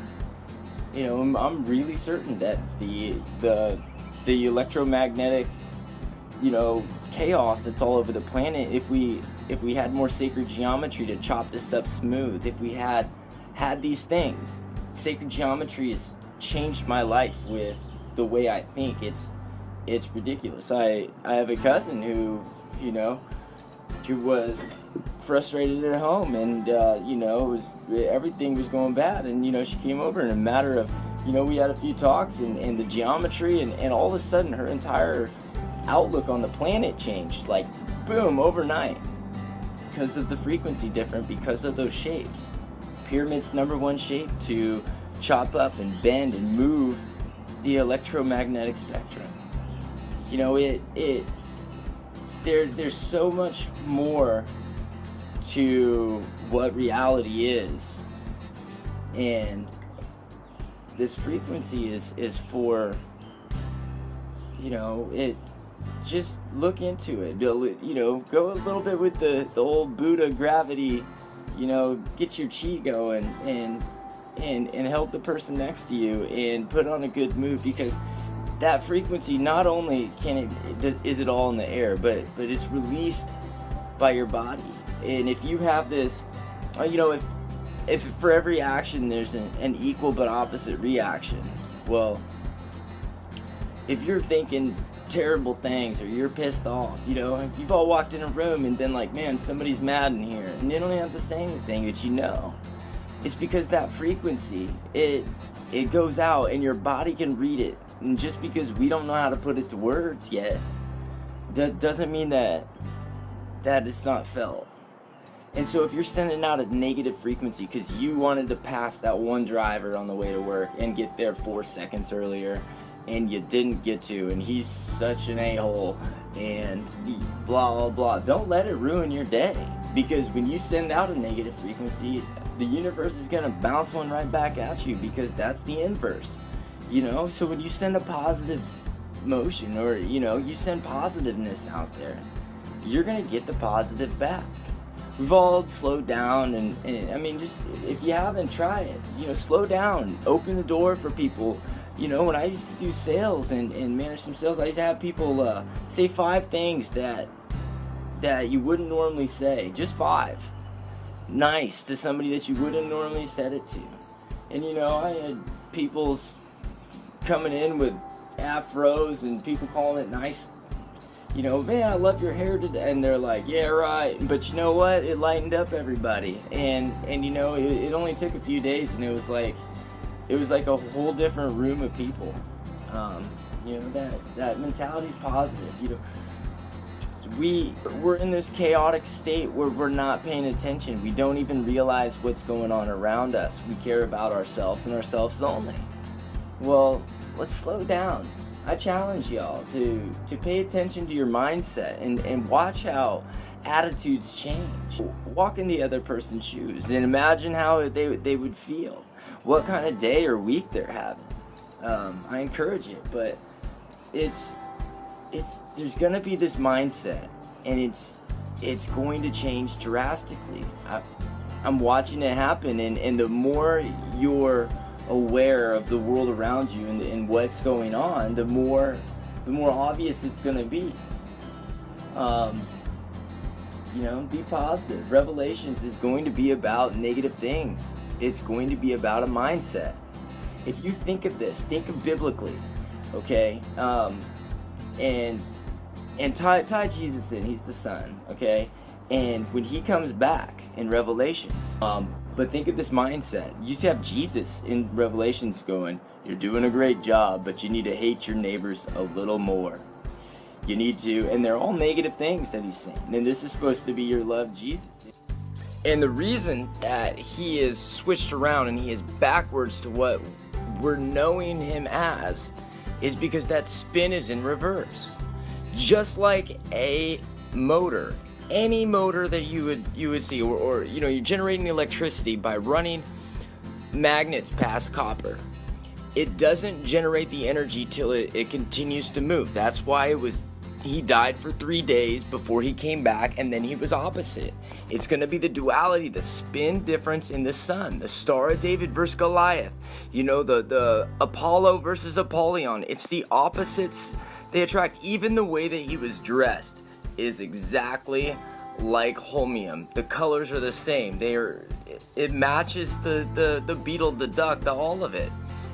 It's going to be a mindset. It's going to be backwards from normal. It already started. That's why we're in this chaotic state that we're in. We got the greed, it's amplifying. We have the people up top just crushing us in the ground. And then they want to keep this technology gap and barrier, and they're trying to keep a harmonic planet, because as soon as everybody finds out, it's going to be a riot. We already know it.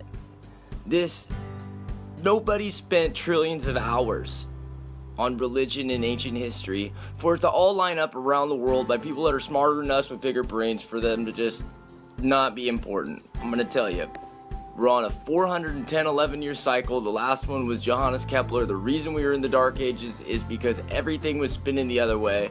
It's why we have a plague every time, because when the Arcadian beat stops, our immune system stops, and it triggers us into that. Gotta pay attention. It's laid out there so many times. Ask why. Don't settle for it doesn't line up, it doesn't work, but I'm gonna stick with that story anyway. That is ridiculous. Alright, well, hey, thanks a lot, guys. I appreciate y'all for being out here and listening today. Please, positive attitude. It's contagious. It really is. Alright, thanks. I don't know if this is good. I don't know if this is good, but sure changes your perception.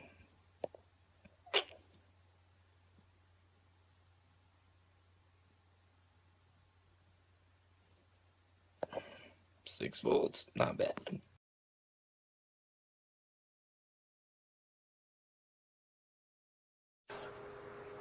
When the apostles, the holmium, all that stuff ties into itself, into each other, into the electromagnetic spectrum, into key components to energy and time, it means everything. Because when you match the book of the devil to the molecular weight, the atomic weight of holmium, named Stockholm, renamed, it's so important. Element 66. I mean, we're talking factual science. 800 years before it was discovered. Impossible. You can't tell me that that's just coincidence. When you're talking about 5 digits, that's huge. Now, just add to the everything else. So we're going to look at this picture. Now what we have here is Paul Emery again, the scientist that founded it. Now look at his chin. He has the white goose upside down. On his collar, he's got the snake. On his shoulder, he's got the water dog. All those things represent a new beginning, or the end, depending on who you are. Now, religion is all the same story across the world, across everywhere. We're fighting over the same thing said differently. It's just from different set of angle, different set of eyes, different perspective. You know, if a kid's never seen a snake before and you bring a little inchworm snake out there, that's going to be a big snake. If you have Steve Irwin out there, that's not a snake, that's a snake.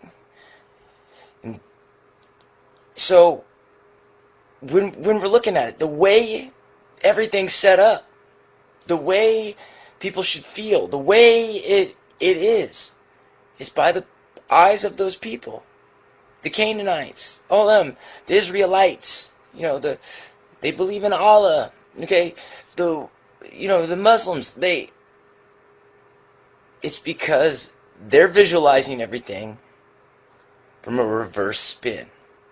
That's why there's the green people in the Hindu and all those religions. Back when it was pagan and they were one, there was both. It went back and forth. It went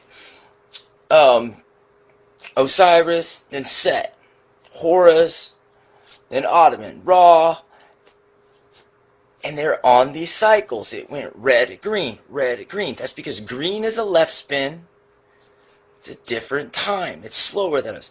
A right spin would be Ra, faster than us.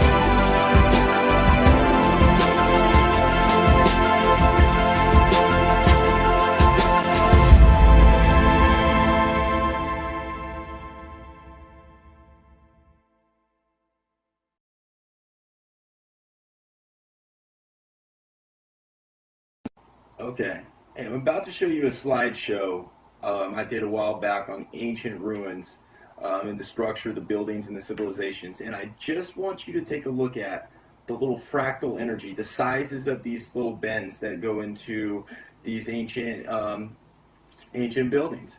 You're going to see a lot of things that's going to look like this. And a fractal is like a smaller version of it that'll fall into the same cycle. They are.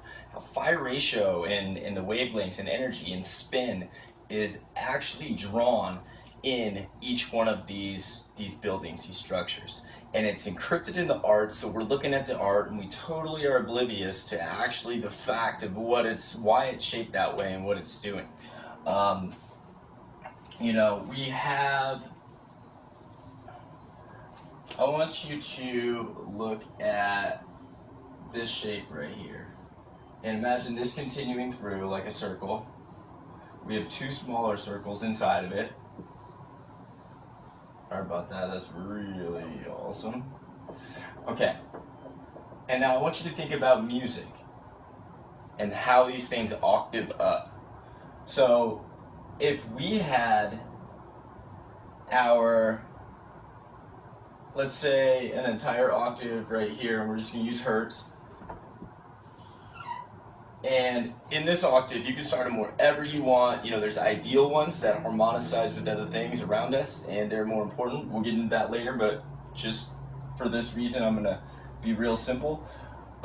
Let's say this is 100 hertz to 200 hertz is one octave. Okay, so if that's one octave right here, the next octave up is going to be double, and you double it when you go up there. So it would be 200 to 400 hertz. And now, if you look at this, in the size ratio and how these go, there's one circle, and this, let's say, this right here would be the 200 hertz gap. That would mean that if at 100 you'd have your, let's say, just say A, and at 200 you would have your A, and then at 400 you would have your A.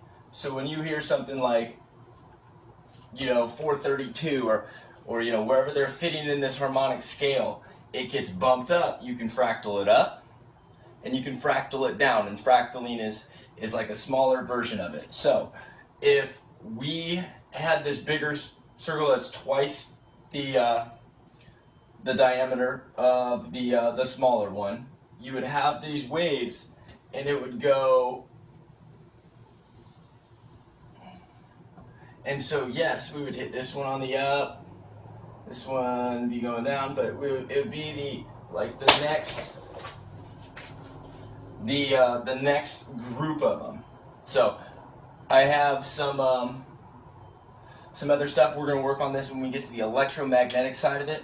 But when we look at things on this little clip, I want you to look at, let's say, the buildings that they look like barrels or something, and they have littler ones and littler, and it's like the waves. I mean, you got to think about gravity and the waves from the planet and how they'll flow. If you look at any of a lot of the ancient civilizations from the sky, they have these weird shapes, like they were completely planned out. We have one spot that you probably have seen somewhere. They say, oh dude, this obelisk tipped over and it fell just like that, and it is, you know, or they didn't finish it or something. Well, I bet you that it's pointed like that for a reason, because when their energy gets over here and it hits this specific stone, it goes down the stone because it has the conductivity of electric pressure is easier traveled down this stone than it is in the air. Kind of like why a copper wire is in your walls and electricity doesn't just flow everywhere, because it hits the copper wire and it guides down it. Steel is attracted in iron, you know, magnetic, it will hit and it will go down the metal easier than it would travel down here through the air or through somewhere else. You will also see, if you look at the King's Gates or any of these ancient, there's just like a big door in the middle of nowhere, and then it just like, it's carved into rock, and then on the sides of it there's these giant rock walls. It's like inside this wall, and it's just like a closet door, and there's nothing in it. You're like, well, what is that? Well, if you look right down the side, there's these gaps of air, and it could be on a big mountainside, it could be somewhere, and so we have air and air and then more rock on each side. So what that's doing, and I can almost guarantee it, obviously I don't sit there and jump across dimensions, but the energy will flow down this. And as it's flowing down the rock, because the rock's easier than the air, and say this is just on the hillside, because a lot of them are just like this, and it's just rocks. So as the energy flows down the rock at a certain pace, it hits this gap, and it can do a specific wavelength before it hits the next one, and that harmonicizes all the energy coming down here. It pulses it so that it's now hits it, it turns into an equal wavelength and equal energy. These gaps, it's the whole point in hieroglyphics and all these things. It changes, directs, guides, moves the frequency wherever you want. Thus, this door harmonicizes at a frequency that is controlled to do other things. That's why it's important about the moon cycles.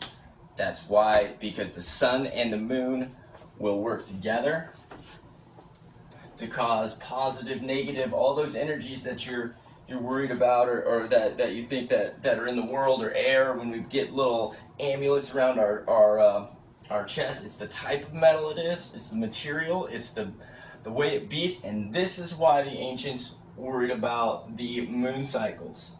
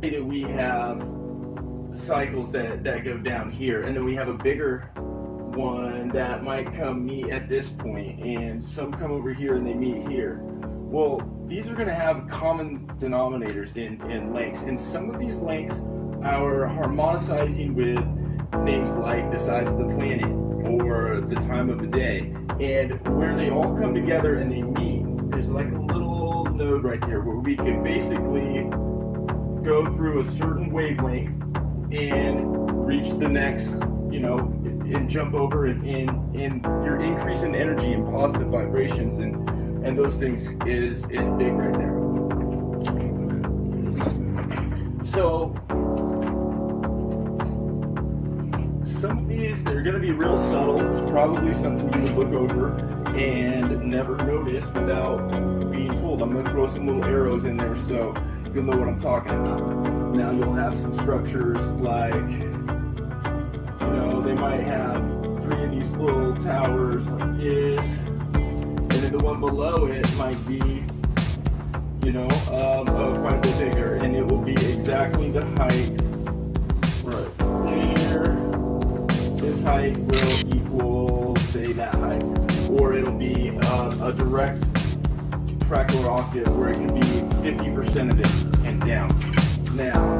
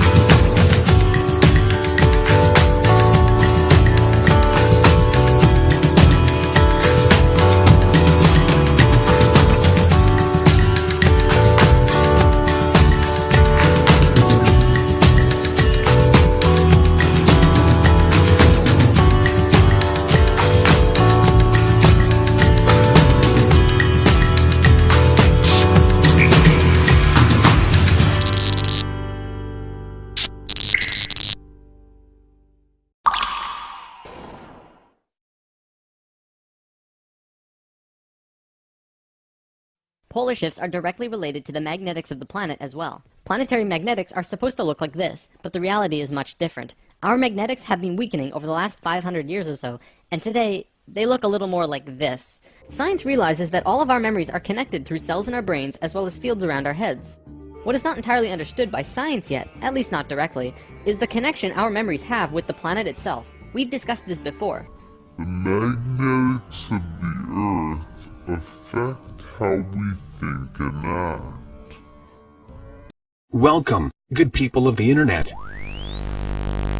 Today I'm going to show you how to draw mushrooms on an oscilloscope with sound.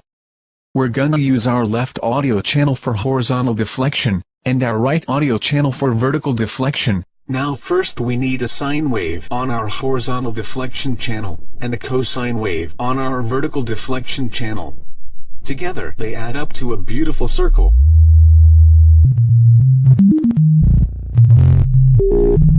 We can alter its size and shape by increasing or decreasing the volume of both channels. Now we add a sawtooth waveform to the right channel. Our circle, or ellipse, turns into a spiral. To get this spiral into the shape of a mushroom, we need to multiply our left channel with a sine wave of the same frequency as the sawtooth. But we're only gonna use the sine's last quarter. Of course we want our mushroom to move, just like in real life.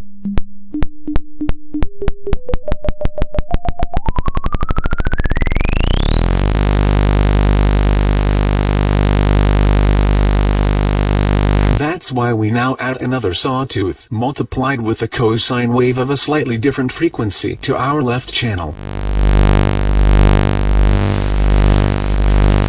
We can increase the number of mushrooms by dividing the cosine's frequency by 2, or even by 3. By randomly adding square waves, we get even more mushrooms.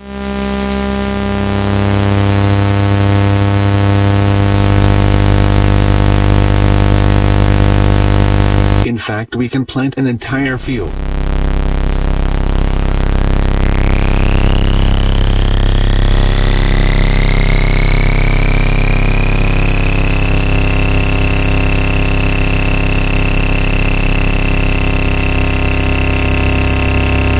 Or move into space.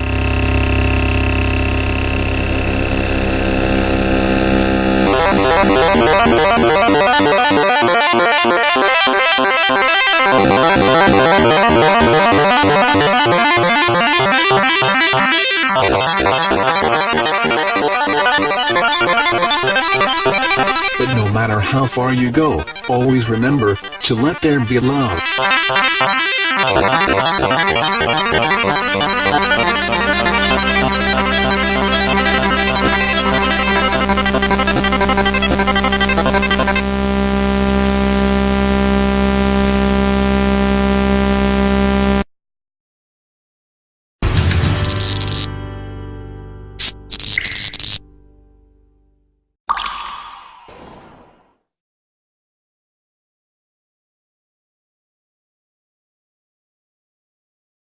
The way it beats, and this is why the ancients worried about the moon cycles.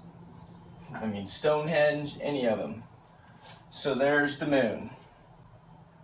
And let me draw the moon over here. We'll do this. Almost made the sun shine on the dark side of the moon.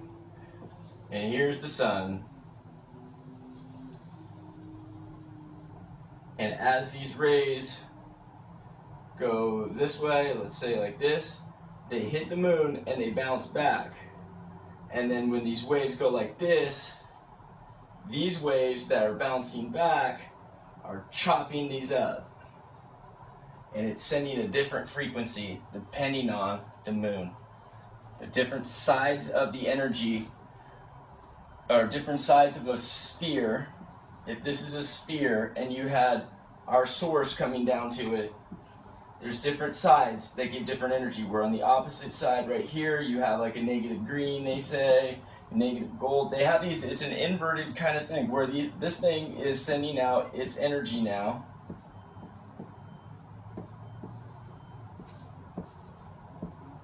And depending on where the moon is, it's chopping this up differently. If you have, and I know this has been in there, but just to beat it in your head, same as sound waves. There's one sound wave and you add this sound wave to it. It's like +1, +1, -1, -1, +1. And this is how your headphones, sound cancellation, all of those work. So if you added these two frequencies, these two sounds, these two electromagnetic waves to it, you would now get, right up here in case it's off the page, -2, +2, -2, because you add in these up. They're straight over the top of each other, +2. So what you get is this right here. It doubles it. Same thing with cancellation of it. I did a test a few months back where I took a laser outside in the sun, shined it in the direction east, west, north, depending on where the sun was, and I did test. My laser, it was just a little cheap one, but it was a laser nonetheless. Outside in the sun, I would have 0 laser after X amount of feet, and that amount of feet was like 5, 6, 10 feet, depending on the time of day, depending on where the sun was, depending on what direction I was facing. Now, just the same, we have this, and then we have opposite, +1, -1, +1, -1, because it's depending on where you are at in this wave. And yes, they're chopped up a whole lot more in little pie things like this, but I'm going to do it just real easy so it's not so confusing. We really don't need to add up every single one of those to know where we're at. We got the peak, they're even peaks. So this is exactly what that would equal out to. Nothing. They cancel each other, they add up to 0, they leave nothing. So if you have the sun, this is your sound. Nothing. Okay, so that being said, when the sun is right here and it's coming onto the earth and it's hitting it, whoa, back up, and it's hitting it directly, that means that there is no moon. Let's say the moon's way back over here on the dark side of everything, back there. It is hitting direct contact with Earth. Now, if the moon is, instead of back there, if it's over here, now the sun's hitting this, and when those waves hit this, they reflect. And if they reflect and run this way over that's going towards Earth, this is no longer a direct target, and we are getting a different chopped up frequency. With a different chopped up frequency, we now have different influences on the planet, our DNA, our mood, the energy in the air, the charge, the electric pressure that's getting pulsed.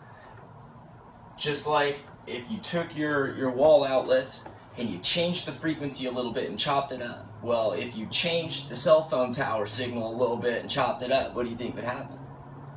And these waves are way, way, way smaller, way smaller.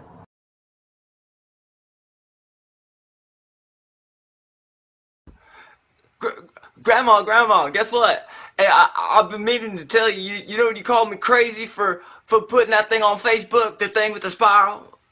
That's Fibonacci. It's in everything in life. It's funny, actually. A while back, NOVA did 2 reports on polar shifts, and both times NASA shut them down. Then recently, NOVA released a new video called Earth's Magnetic Storm. That video shows all of the evidence for pole shifts without actually using the words pole shift. It's almost as if a specific company doesn't want us knowing about this and the evidence that's been brought forth.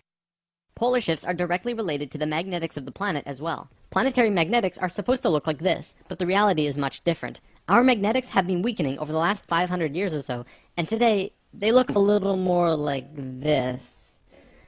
It was the magnetics becoming more and more warped that's causing many of the problems we've seen in the last 20 years. Birds follow the magnetics of the planet to migrate, and they've been ending up in places they shouldn't be. Whales were continually beaching themselves in the 90s because they followed these magnetics, which led them to land where there should have been water. As for humans, you know how on the night of the full moon there are more rapes, murders, and violent crimes than any other night of the lunar cycle? Well, the moon affects the magnetics of the Earth, slightly. The magnetics are so warped right now, it's affecting how we think and act as a planet. Our collapse of social structure is related to the geomagnetics of the Earth. Or perhaps it's the other way around. There's one other thing that we need to discuss about polar shifts. They always line up with a consciousness shift. They are interrelated. Thoth lived on Atlantis for a very long time, and he told us that he saw the Earth shift 5 times, watching the sun rise in the east, and then the west, then the east, then the west.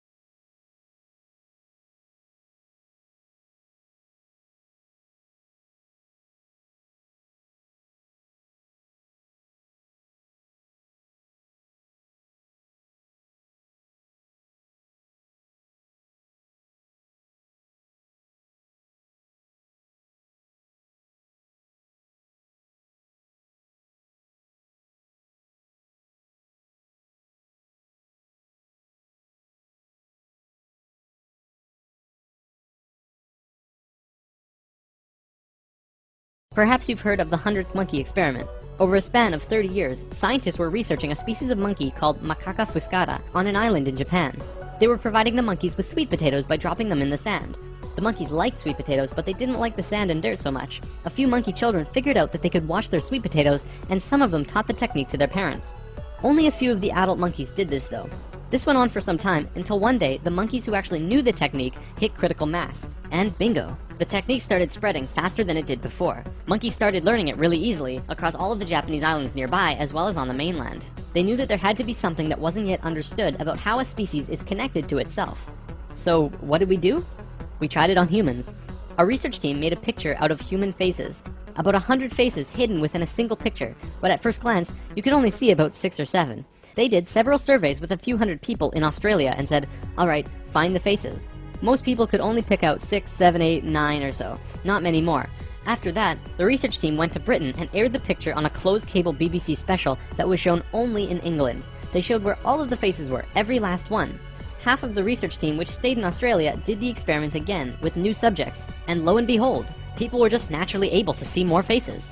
After this experiment, they knew that something definitely connects us all, and the field of noetics is learning more about it daily. It's mass consciousness. The sun spectrum goes from, I want to say it's 100, it might be 200 nanometers to over 3,000 nanometers. And that's how long a wavelength, that's how much of a millionth of a millimeter that is. So, here's our known spectrum that we can see. 380 to, over 700, but, they say 760. And the reason they say that right there, 380 to 760 is pretty much a known numbers. And the reason is because 380 is just like this. This is your 1 octave. And you go from red, There's your red waves, your clockwise. Blue, your backwards waves counterclockwise. And the reason they have the duality come and rub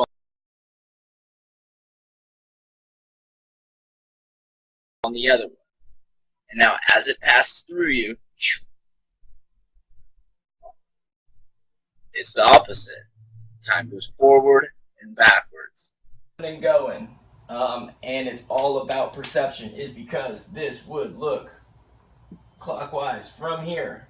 But if I went to the back side of it, it would then look counterclockwise. So, it's all in perception. Scientists believed that if there was going to be a physical pole shift, there would also be a change in the magnetic poles. Through studying lava beds, geologists were able to see where the planetary magnetics were when the lava beds hardened at certain depths. They found that the earlier magnetic poles were not where they were now, but in Hawaii.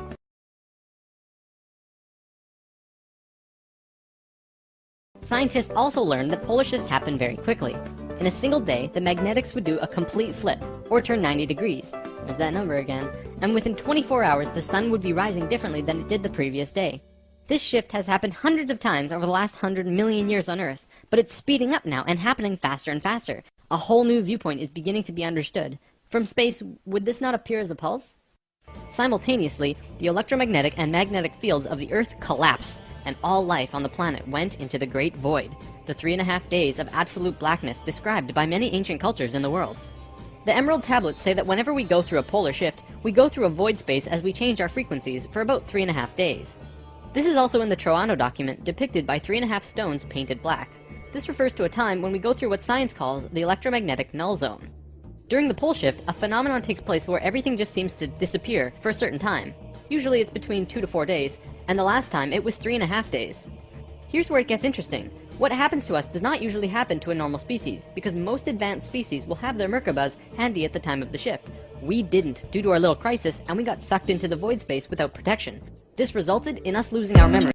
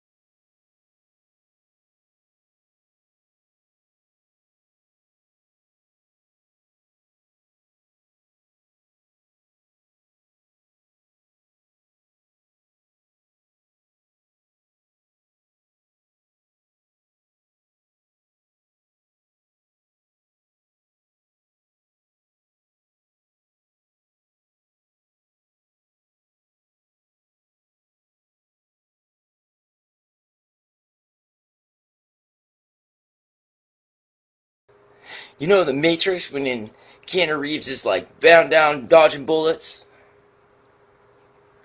Imagine this. So you know how Moses has stretched his 40 days into 40 years, right?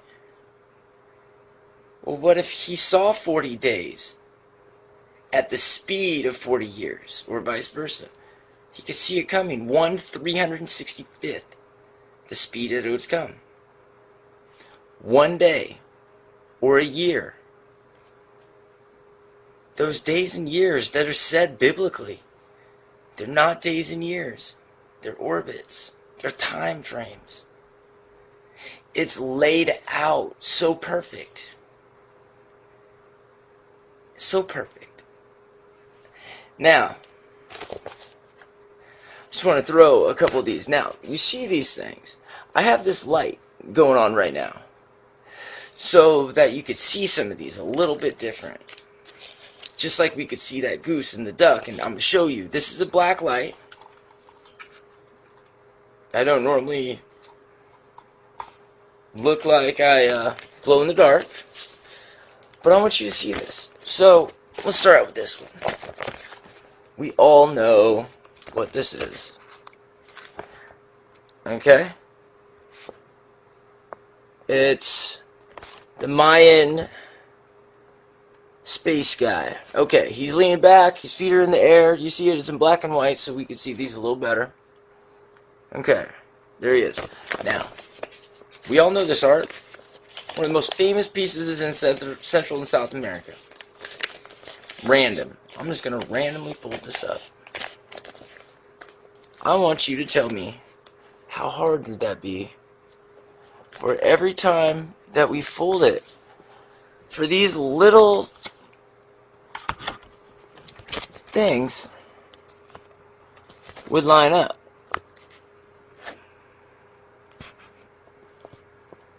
Look at them, just lining up, lining up. Now, I mean, look at it, that's way folded. Let's do it again. That could be coincidence. Honestly, that was about the worst one I've seen in a long time. Here's another one.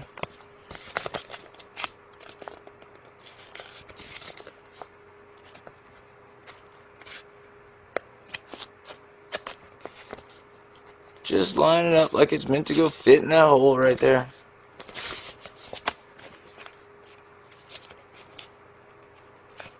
Look at these lines. Where do they come?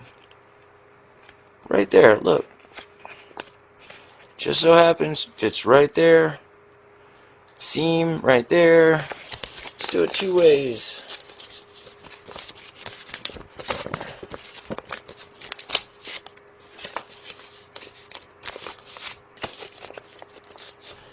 You know I can't be cheating, it's too dark with this bright light in my face.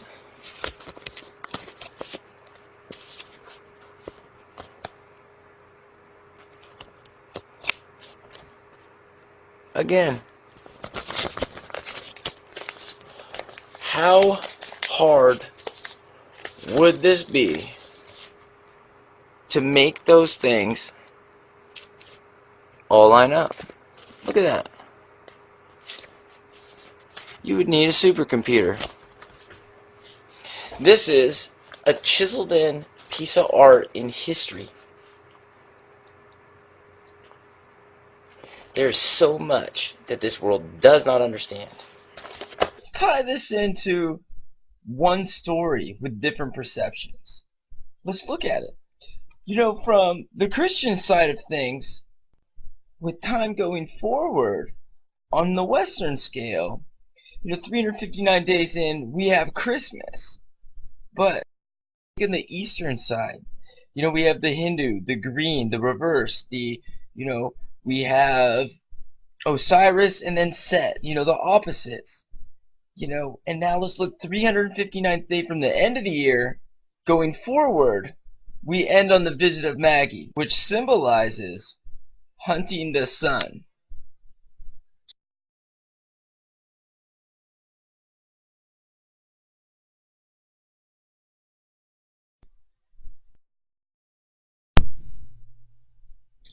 Gold, God, and the sun all share this symbol right here. It It's a circle with the dot in the middle. It goes back to shape power. It's used in a lot of ways. It has a lot of different meanings. It's the root to a lot of things. You know, it's not uncommon to see, you know, the sun symbol as a deity in anywhere in the world. When we look at the gods in ancient Egypt or Mesopotamia, or, you know, anywhere in Asia, Central Mesopotamia, Mesoamerica, you know, any of these places, we have the god, the sun god is a deity. And what does that mean? Most people have no idea that this is even the symbol. And then I want to take a look right here. We all know what that is, the yin yang sign. And it's probably one of the most common symbols in the entire planet. You know, martial arts uses it. It's used throughout Asia. It's everywhere. And I want to look at this right here. This is, you know, the Hermes staff, the snake spiraling up. And if we took a chalk right there in the middle, we would see this symbol. I want to explain. It's you know, they talk about it being like the light and the dark, the Pictine, the devil and God. You know, any of those, positive and negative, and I want to talk about that right now. Hey there, I'm Tyler Lowfall, and I just wanted to show you guys a little bit about magnetism and debate the fact that they have north and south poles, and that it's really just a difference in the electric density, so to say. That one is just, it's a charge, and the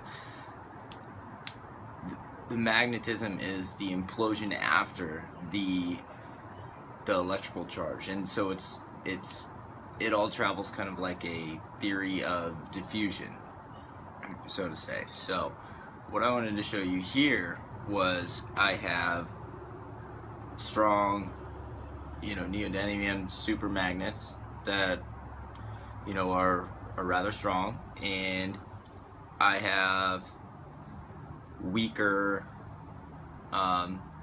ceramic magnets. Okay, so both of them should have a pull. They should both fight, and I'm just going to show you how I can override that. And I do that by the surrounding atmosphere has a certain charge. These will have a certain charge. The reason that I'm saying that they stick to, let's say, steel, is because there's a greater charge on the outside that's trying to push it in, kind of like, you know, if you shove something underwater or something like that, it's got a pressure, and so everything's this electro, it's a pressure in electricity, so to say. You can hold magnets and you can get them right next to each other, and as long as there's not movement, they don't slam together. As soon as there's movement, then they slam together, because then they create the field. Then the field bubbles the electrocharge around the magnet themselves, causing them to go together. So these stick together because there's the pressure on the outside world pushing these together. If you look at a lot of the you know, when they do a lot of those testings with electromagnetivity and the fields, you know, they run it through gas because it would have a different charge. It would be a greater charge, easier to see. Copper doesn't stick to it. Why? Because the charge in the copper is pushing away. Now, we do have specific things like male and female spin and those things, and I want to show you. So here we go. So this way, boom, right to it. I'm gonna put it right there in the middle, so nobody can say that, hey, it's not this way, it's that. So the pole's in the middle here, then where would it be on the other side? So now, so there it is in the middle, And because these are stronger than these ones, they're going to, they're going to realign the South Pole. So let's say these ones are, negative 25, or it's got a charge of 25, however you want to rank it, because it's not really recorded like this, but I'm going to tell you that it's pressure, it's electrical pressure. Now, so if these have 25 and these ones have a strength of 100, they're still going to override them by a 75.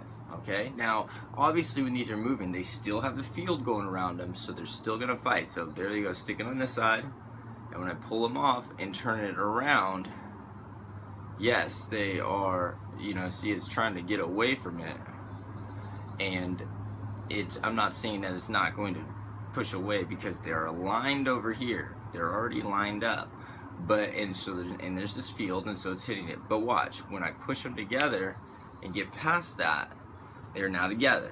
Okay, so if these were 25 and these were 100, we still have, a 75 argument, where if we flip them around, we'd have a 125, because they'd be adding together instead of contradicting. Well, it's still better than the air, and it's still gonna sit there and fight it. Or I'm sorry, it's still gonna, want to go together, because it's better than the air. Now, obviously, they would rather be 125 and flipped around, but they're not. And I want to argue that the direction of all of the the molecules, and they obviously they have ways that they click together better, and they have in current, but it's all just pressure. And the reason that this is sticking together is just because of the outside pressure, and everything's trying to get to zero. Okay, and so if everything's trying to get to zero and everything's trying to be even, then we're always going to have this movement towards diffusion. It's going to be the path of least resistance. If you have hot air inside your house, and your door's open and it's cold outside, it's going to try to equal out. It's not going to be just like there's a line and the cold air is not allowed in. And it's the same way with everything. Energy always travels the path of least resistance. And so if you lock it in and it fits, and it's harder to pull away now or to move, then it's gonna stay. Now, if it's easier to slide around because of charges and differences in the, I got all these little fuzzes from the from iron filings. But if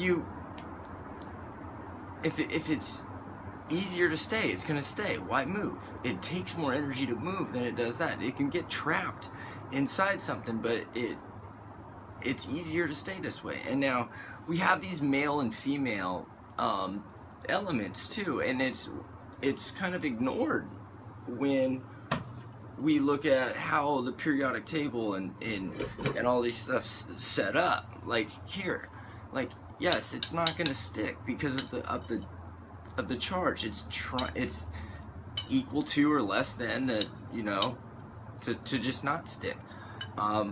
But when you look at something like this, when I drop this through here, it doesn't stick out here, but when I drop it through, look how long this takes. It takes forever. There it is, just came out. I mean, this is a long time. We could count this, here we go. 1, 2, 3, 4, 5. It was over 5 seconds, and it only had to go, not 2 feet. And that's because this field, as it moved, it was creating a positive charge. Looking at the yin and yang, and it symbolizes 2 sun symbols, and I can't help to think of the fact that it's really like binary code, like ones and zeros, where it's not like 0 is a negative or anything. It's just a different number. You could call them pigs and hens or apples and oranges, anything that we really wanted. And it's just 2 opposites. And when I think about those things, and then we look at our world, you know, our solar system, our stars, our time, everything, it really revolves around the same ones and zeros. It's weird. Do you know that how sunlight, it's warmer than shade? Well, did you know that moonlight is actually colder? It's the opposite. It's, you know, I've searched far and wide for theories that fit all of these rules, and I don't see them. Not a single one.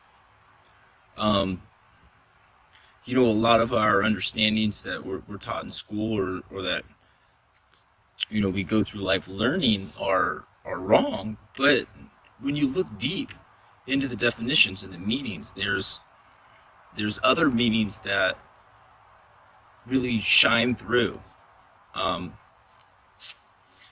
You know, every day, every morning, when the sun comes, I did these tests, and these tests were based upon how strong a magnet was. And every morning when the sun came, it brought this energy, this charge. Starting 3 or 4 o'clock in the morning, the magnetic fields kick up. They start going. We get the sun that comes. It brings this bulge, this wave of energy. And I did a secondary test alongside the magnetic strength test, where I had a telescope mounted to a rail so it couldn't move, and then I had a pipe on the other side of it. Well, it was another telescope tube mounted, and so throughout the day, my vision was mounted. It wasn't determined upon what lens. It wasn't determined upon being adjusted. It was determined upon the width of the second pipe. Now, on the other side of that, about 250 feet away, I had a target with a level. The level had measuring devices, or, you know, it had measurements on it. And between noon and dusk, it was like my reality squished. I don't believe that it was just my vision. I believe that it was reality. That the atoms, they became less charged. They went down, they shrank. This electric pressure fills the earth in the morning. And right when noon happens and it goes past that point, it starts to squeeze it all out. We lose it. We think that this is the way that the solar system is. Well, you know, I can't obviously tell you for sure. I don't have the equipment to guarantee any of these things, but, you know, reality expands. It changes. And what I mean by this is, my test that I did was I used a telescope, and we'll just draw this right here, had a tube, now, and then way out here had like a target with a level with measuring sticks on it. Now, when I changed, as the sun went from up to down, as it went through these phases, it actually changed, because this was my view. It was pictated on this, or it was determined on, you know, this pipe, or, you know, like my field. And as I changed through 12 lenses, all 12 of them changed how much of this was lit up. Because, like, my range would be something like this. You know, as I would zoom in and out, it would not depend upon, like, you could not say that, oh, my lens was, you know, tuned just a little bit different. The amount visible right here on that level, that was on that target, that was 240 feet away, changed the actual image. The size changed. I got different amounts of visible inches, and it changed as the sun went up and down, because this pressure pushed differently on not only my view, but I would like to say visibly changed matter. Now, the moon is like the opposite of the sun. It has this backwards pressure that cancels it out. Well, so depending on where the moon is, And depending on where the sun is in the day, we're getting a different pressure. Now, my magnet strength test showed that magnets, I set it up, it was a 1,000-gram device, and when you'd load up BBs, and it would break the magnets loose depending upon how much weight was in it. Well, my strength in my magnets was almost 3 times stronger in the peak of the day, in the morning when it was juicing itself up. Imagine the whole world juicing up as a wave comes and then squishing it out as after the sun. Now, any of y'all that have ever blown glass or welded or any of that sort of thing, you ever tried to melt something and you could do it, and then all of a sudden it's like the same glass, same equipment, same everything the next day. At a different time, it's harder. At night, it's harder. If the moon is strong, it's harder. It's harder to get that temperature right. Why? Because the spin, the direction, it's fighting against it. You know, it's like the electric pressure is juiced in the opposite direction, so you have to saturate it. Your copper wires in your walls, when you turn that switch on, that's why we use alternating current, because it goes back and forth. It doesn't have to fill it up. If it's DC, it juices it up. Imagine copper as being like empty pipes, because if it's such a negative pressured metal, where brass is more neutral, those pipes are already full of water, so you put a couple drops in, it starts coming out the other side. You don't have to fill it up first. And that's big. The way the world has to saturate every day with the sun. The way the moonlight is a negative temperature, it's colder. The way things melt and freeze, and reality contracting and growing. Try it. Anybody can do that test. Do it. Shine a telescope through a fixed point, and on the other side, if it grows and shrinks, it'd be like my eyeball growing. My hand staying the same, but my eyeball now filling more of it up without moving. You know, you see these giants in the hieroglyphics, like all of a sudden they're 15 feet tall. Maybe they're not 15 feet tall.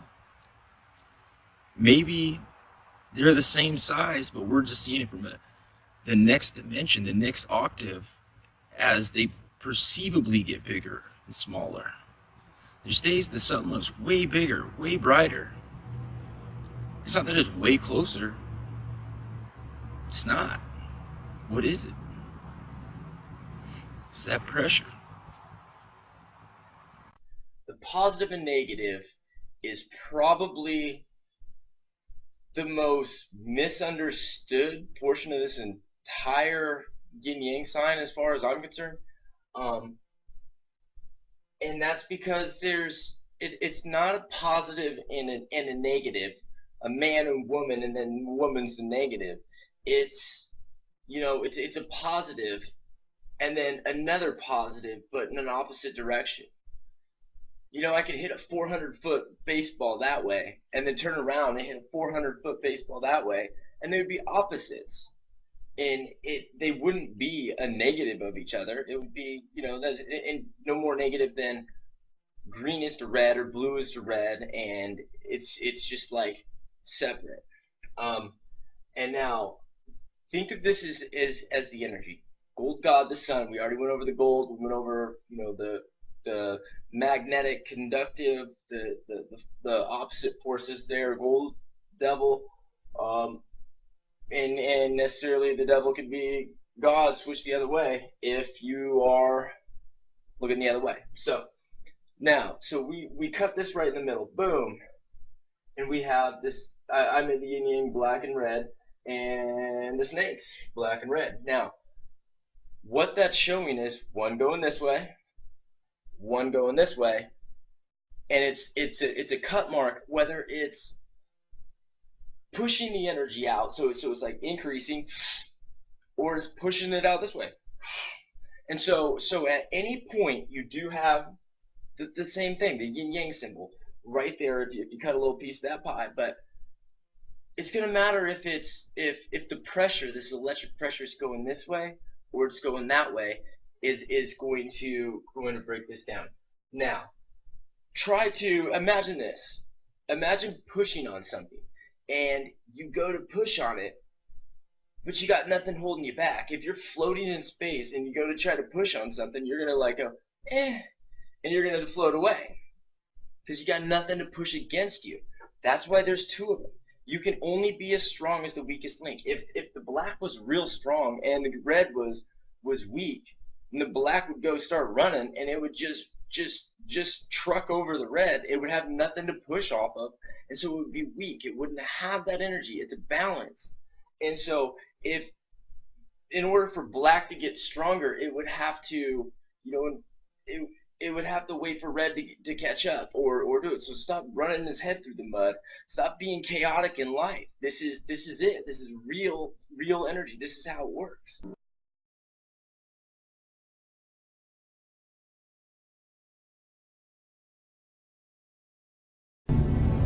Ready. Okay. No time explanation. I just thought of it in the best possible way. Sorry about my attire. Okay, light is time. I say it all the time.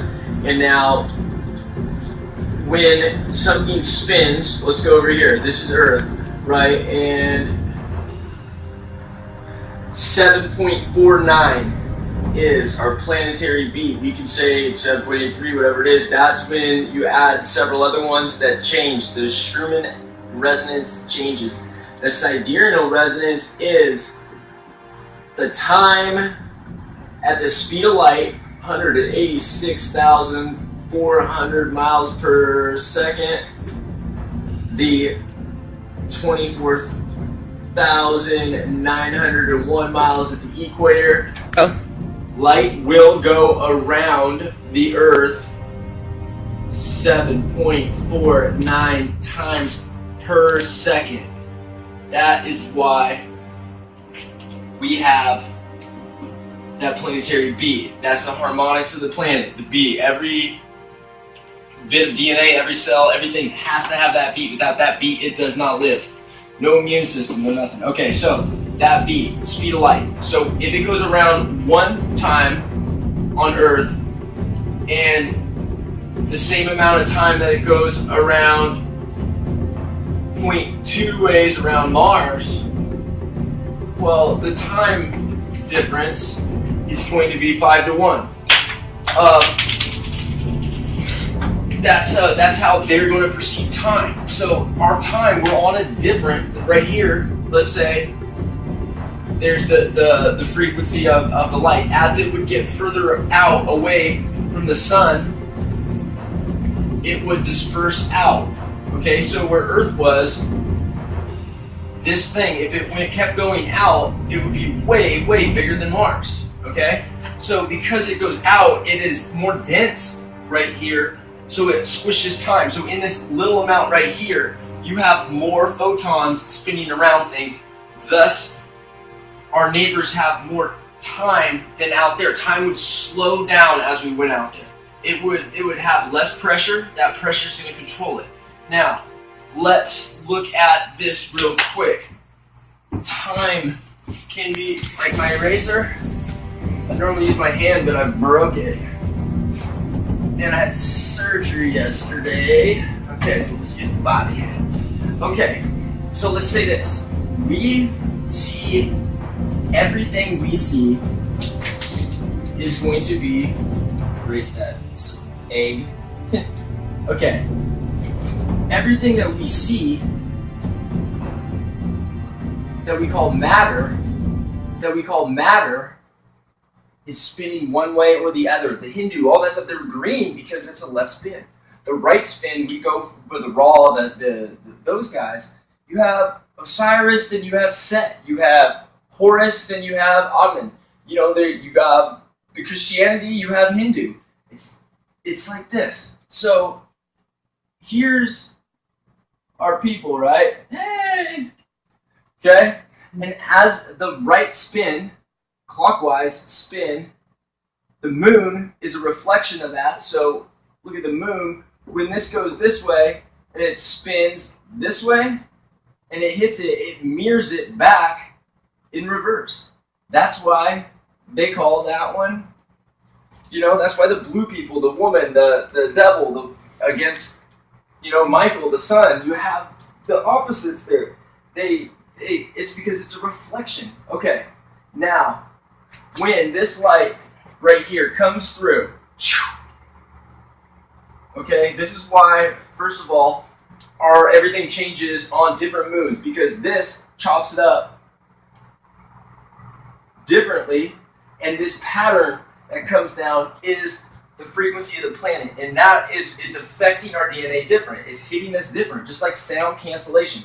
It's adding, it's subtracting, it's helping it different, and it changes. Now, we have the time, okay? So look, here is how ripples will go forward and backwards. That's how you can send messages forward and backwards. When it hits this person right here, let's say there's a wall, and it hits this person. Now, all of a sudden, we have this outline, like spectrography of this person. Well, where this is shadowed in, that's awesome drawing, I know. Broken finger, I'm going to blame it on that. So we have this guy's right here. Okay? There's his shadow. Well, if we could see the cookie cut of it right here, we know what's hitting his face. Okay? Yay! Drew a huge nose, that's awesome. Even more hairdo. Okay, so when you look at it, this part right here, this is us going through time forward, okay? And that's why we are on that wavelength. We're on that radio station. Imagine this. If our reality is tuned into a radio station, the only thing that's blocking it right here would be our radio station. Just like you're tuned into the radio, just like microwaves go right through everything, just like it's based on our frequency. That's why we have light at 400, whatever, we're going to call it 380, 760, 380. That's one octave. That's why it's just doubled. One time is the binary. One time to 760. There is our spectrum. That is our reality. Now, our eyesight might not get, all of that light, on the Luigi bib. We don't get the infrared and the, ultraviolet, but it's still just barely out. That's our eyes. The rest of it, once you go way past that, either direction, it's out of our reality. Certain bugs, they see ultraviolet, they see these things, that's because this is our reality. Now, our eyesight just barely doesn't make that, but it's still matter. Like, we can make the matter. So, now, this is forwards in time. Now, there's antimatter, there's whatever. But when this sunlight comes down and it hits something, it casts a shadow. Okay, now imagine this. This shadow is, depending on how far back it is, it's how crisp this line is and how wide this sun is. There might be a fuzzy area right here. Okay? Well, imagine this. That's wiggle room. That's if your time's going forward and backwards, okay? And we're just going to draw it like a stock market. Okay, so it's going like this, and there's forward. Just gonna do numbers. There's okay, and then here's backwards.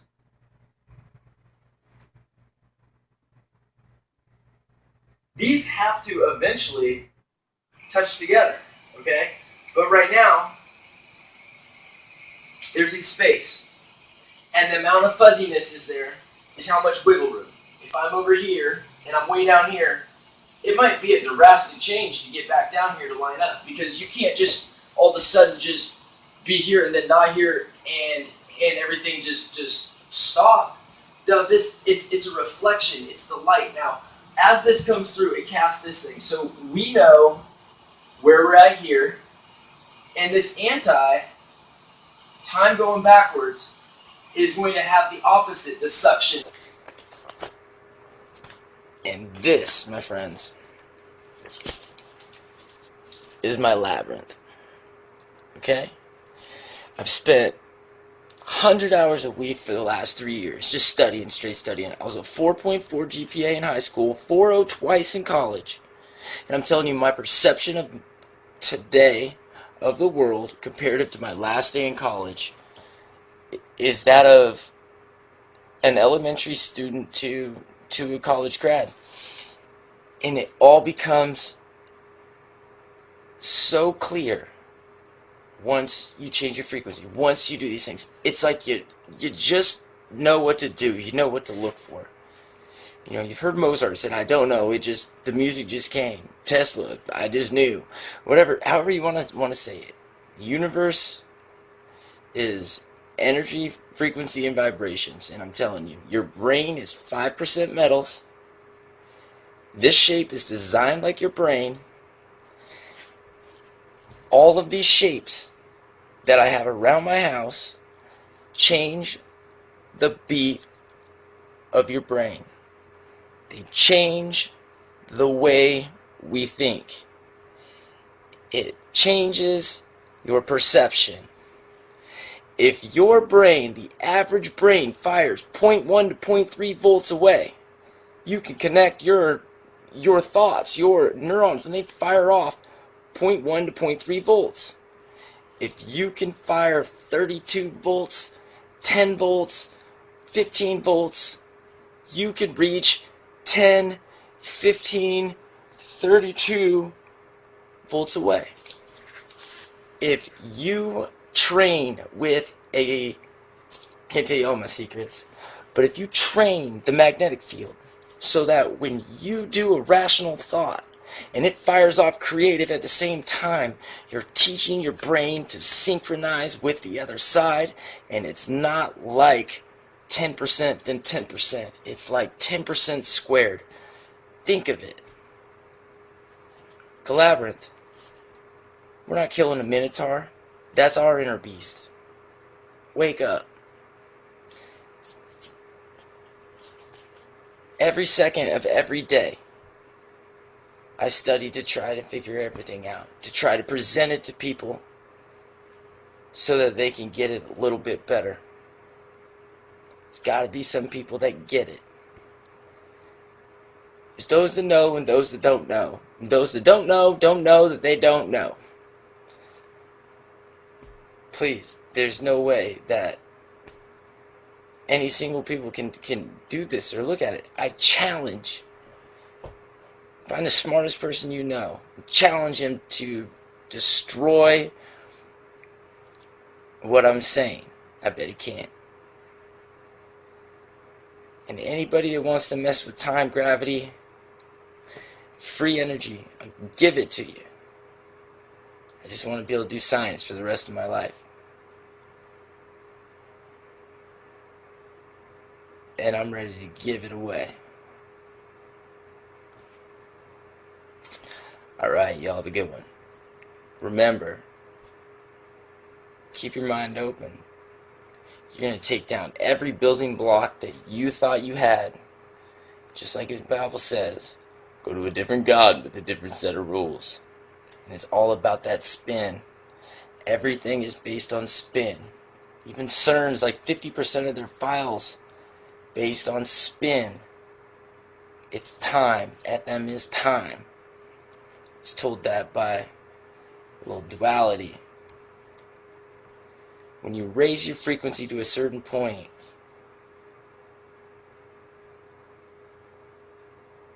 you get more than you bargain for. It's for another story. Alright, thanks.